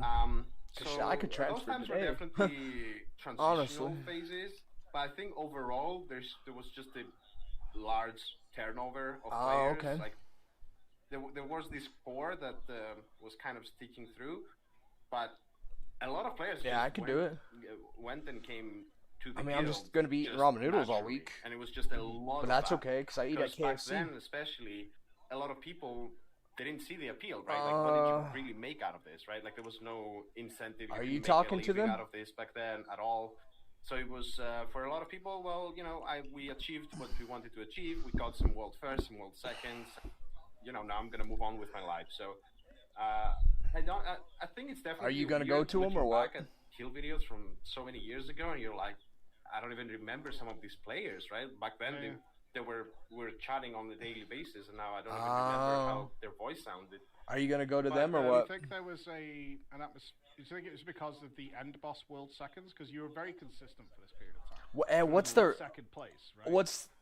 What is their raid I'm times? I'm not being mean. That's the problem. case. What's It their was like raid coming back times? Because world if it's seconds not all during over the again. day, Do you think that was a yeah. combination of, like, If their having raid so times much are not stuff during that the day, not I can't quite do it. getting over the I finish can't. line maybe caused a lot of That's stuff? my problem. I have to have a Or guild just during the general, day. Yeah. A lot of players joining. Because I work Mountain West. I work 3 to 10, Yeah, there was and then definitely- Saturday, it Sunday I was work such a different 12 to time. 9. I mean, You know what I the mean? thing is, back then you didn't really need to put this constant time, right? Like all you needed was players that are adaptable and could actually play for 2 weeks at least straight, right? And they could push through that. And a lot of times we would go to like really late hours, like 3 a.m., 4 a.m. I think at some point, I think we got the latest kill was at around 8 a.m. Sour Fear.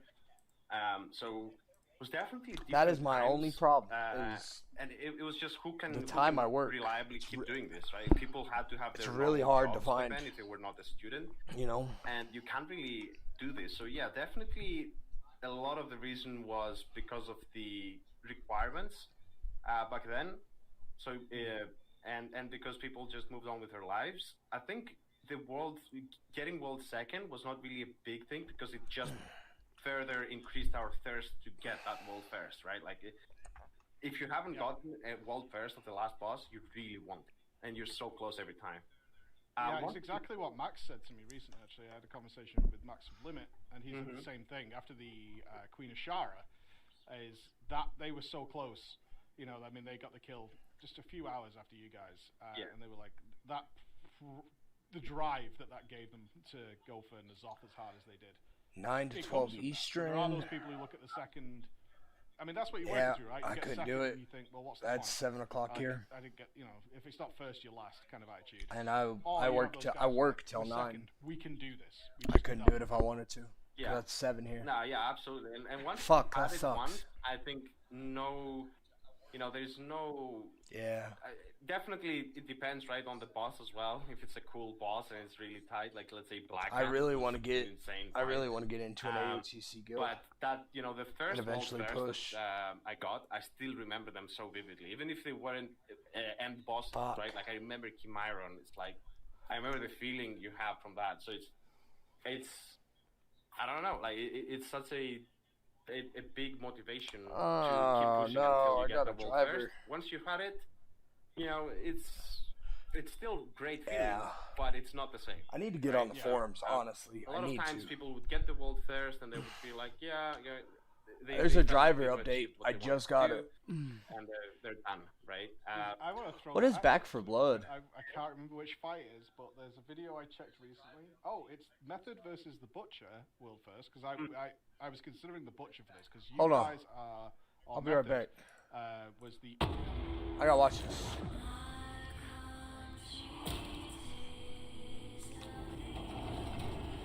Sweet land of liberty. Oh my God! What?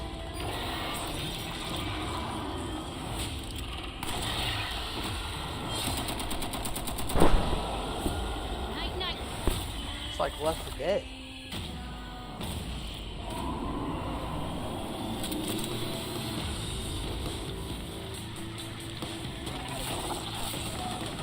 That's exactly what this is.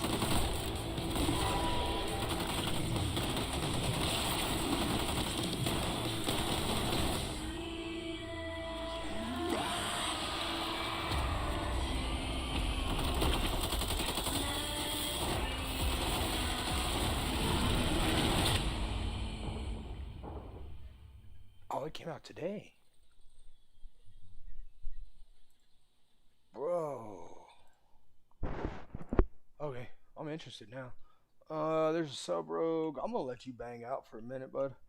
Don't let that warrior kill you. You better put some damage in on that warrior. Alright, I'm coming in. That rogue's mine.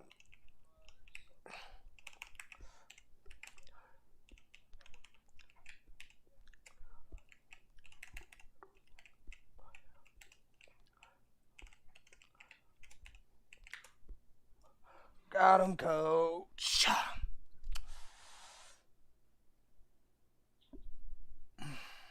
Go.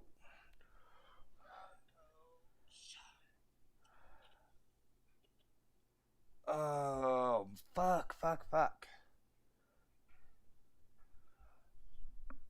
Really? And they do 18 or 19s? On Horde? On Thrall? Thrall's a really good server, too. Here, look at my screen real quick.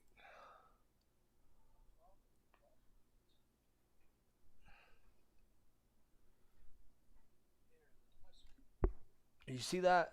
You give one of them, because I can't get in Discord right now. Give one of them my battle. Give them one of them my battle tag.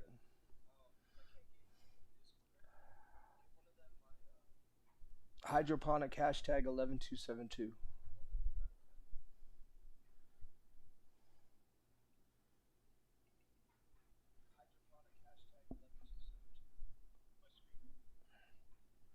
I just told you it.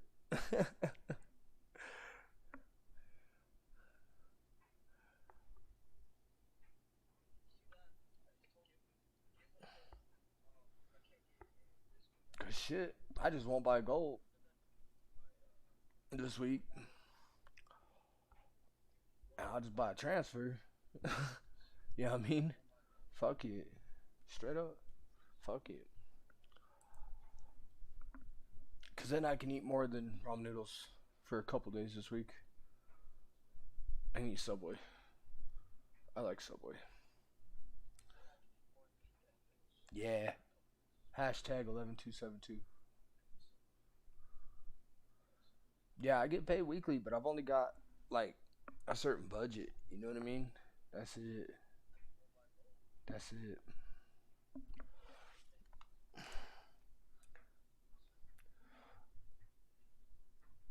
I think what I'm gonna have to do is get a different plug, an Ethernet plug for my shit.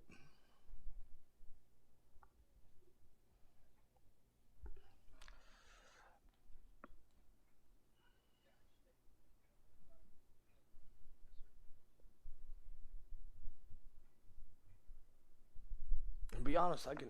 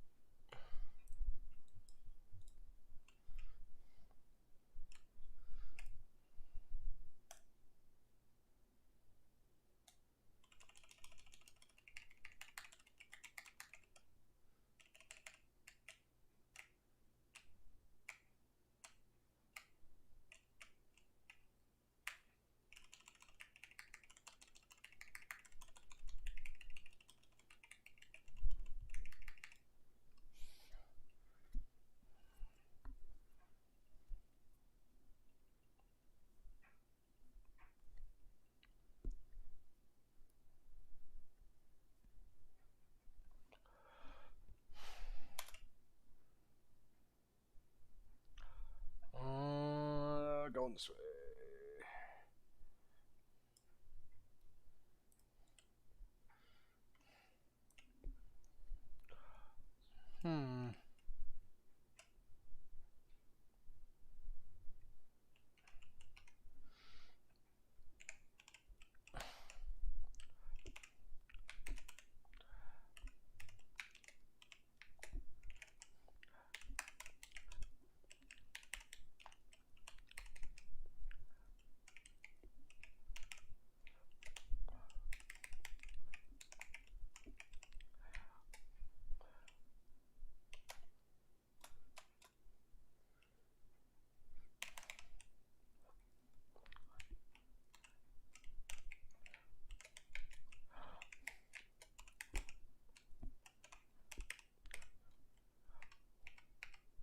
That was the worst trap I've ever seen in my life, buddy. You're dead. Bye-bye.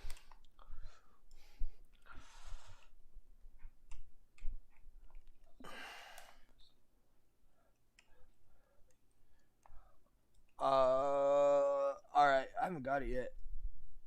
But, alright.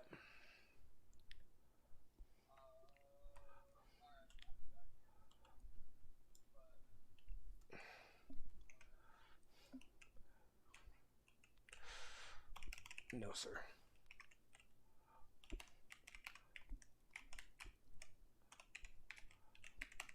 Oh, good disorient. Smart fucking hunter, dude.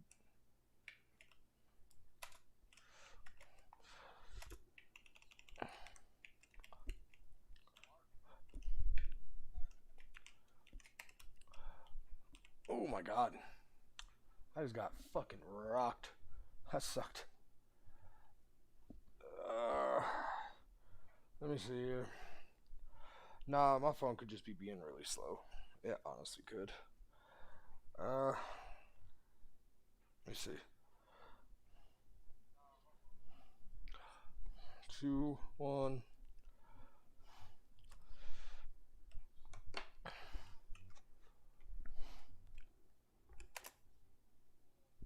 Nah, I see it. Give me a second. It just didn't show up.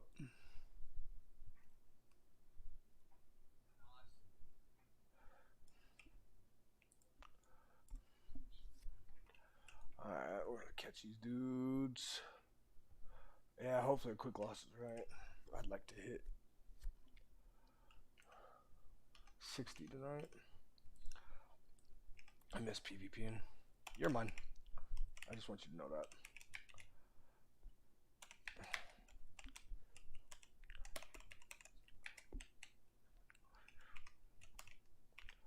Oh shit.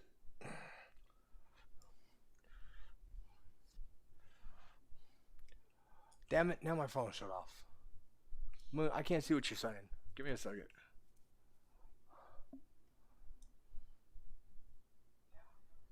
Is this the Toxic Guild? Hold on.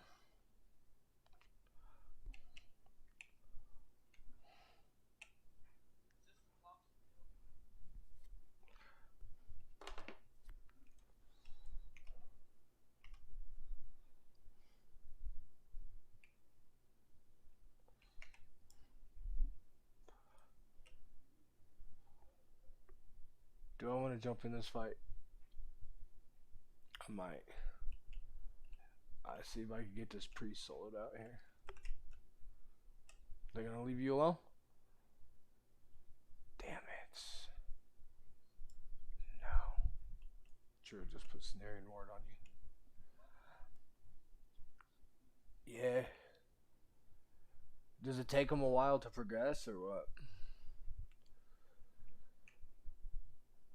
And are they active? Like, are they like, what's the word I'm looking for here?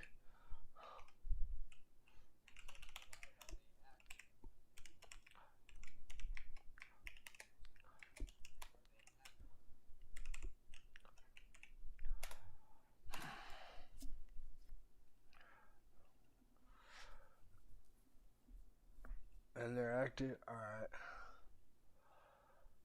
Yeah, let them know. I'll add them here shortly.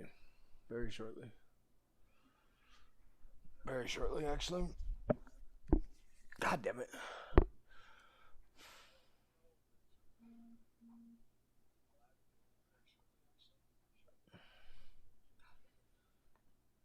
And either way, Thrall's a big ass server. Very big server, if I remember right. Huge server, if I remember right.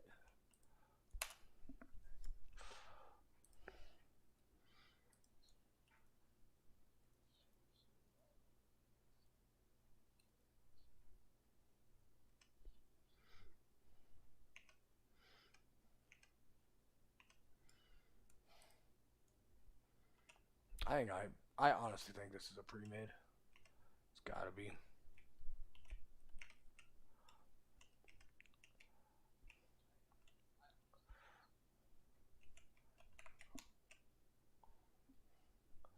You guys gonna do some damage or what?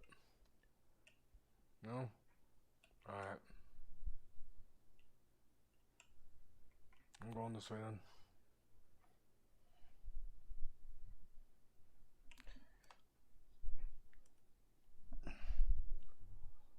Alright. That's the battle net you just gave me, right? B-tag. Oh god, there's somebody here.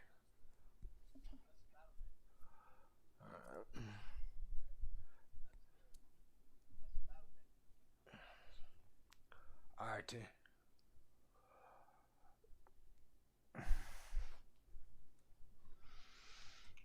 Let me see here. Express installation, yes, just install the damn thing.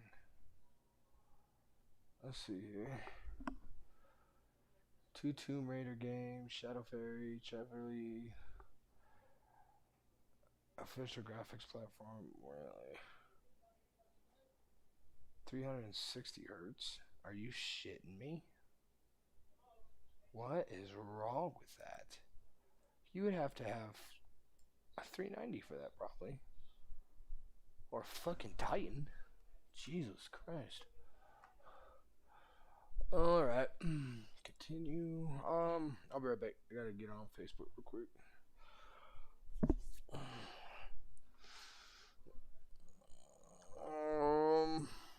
If my phone will stop acting like a fucking tweaker. Storm Rage 09. That's fine.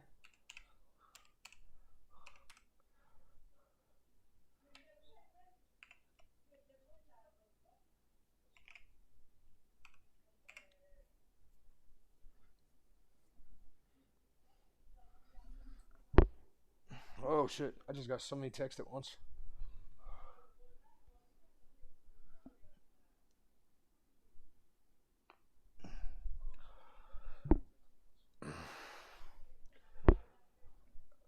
Is that their Discord or what? That you just threw in?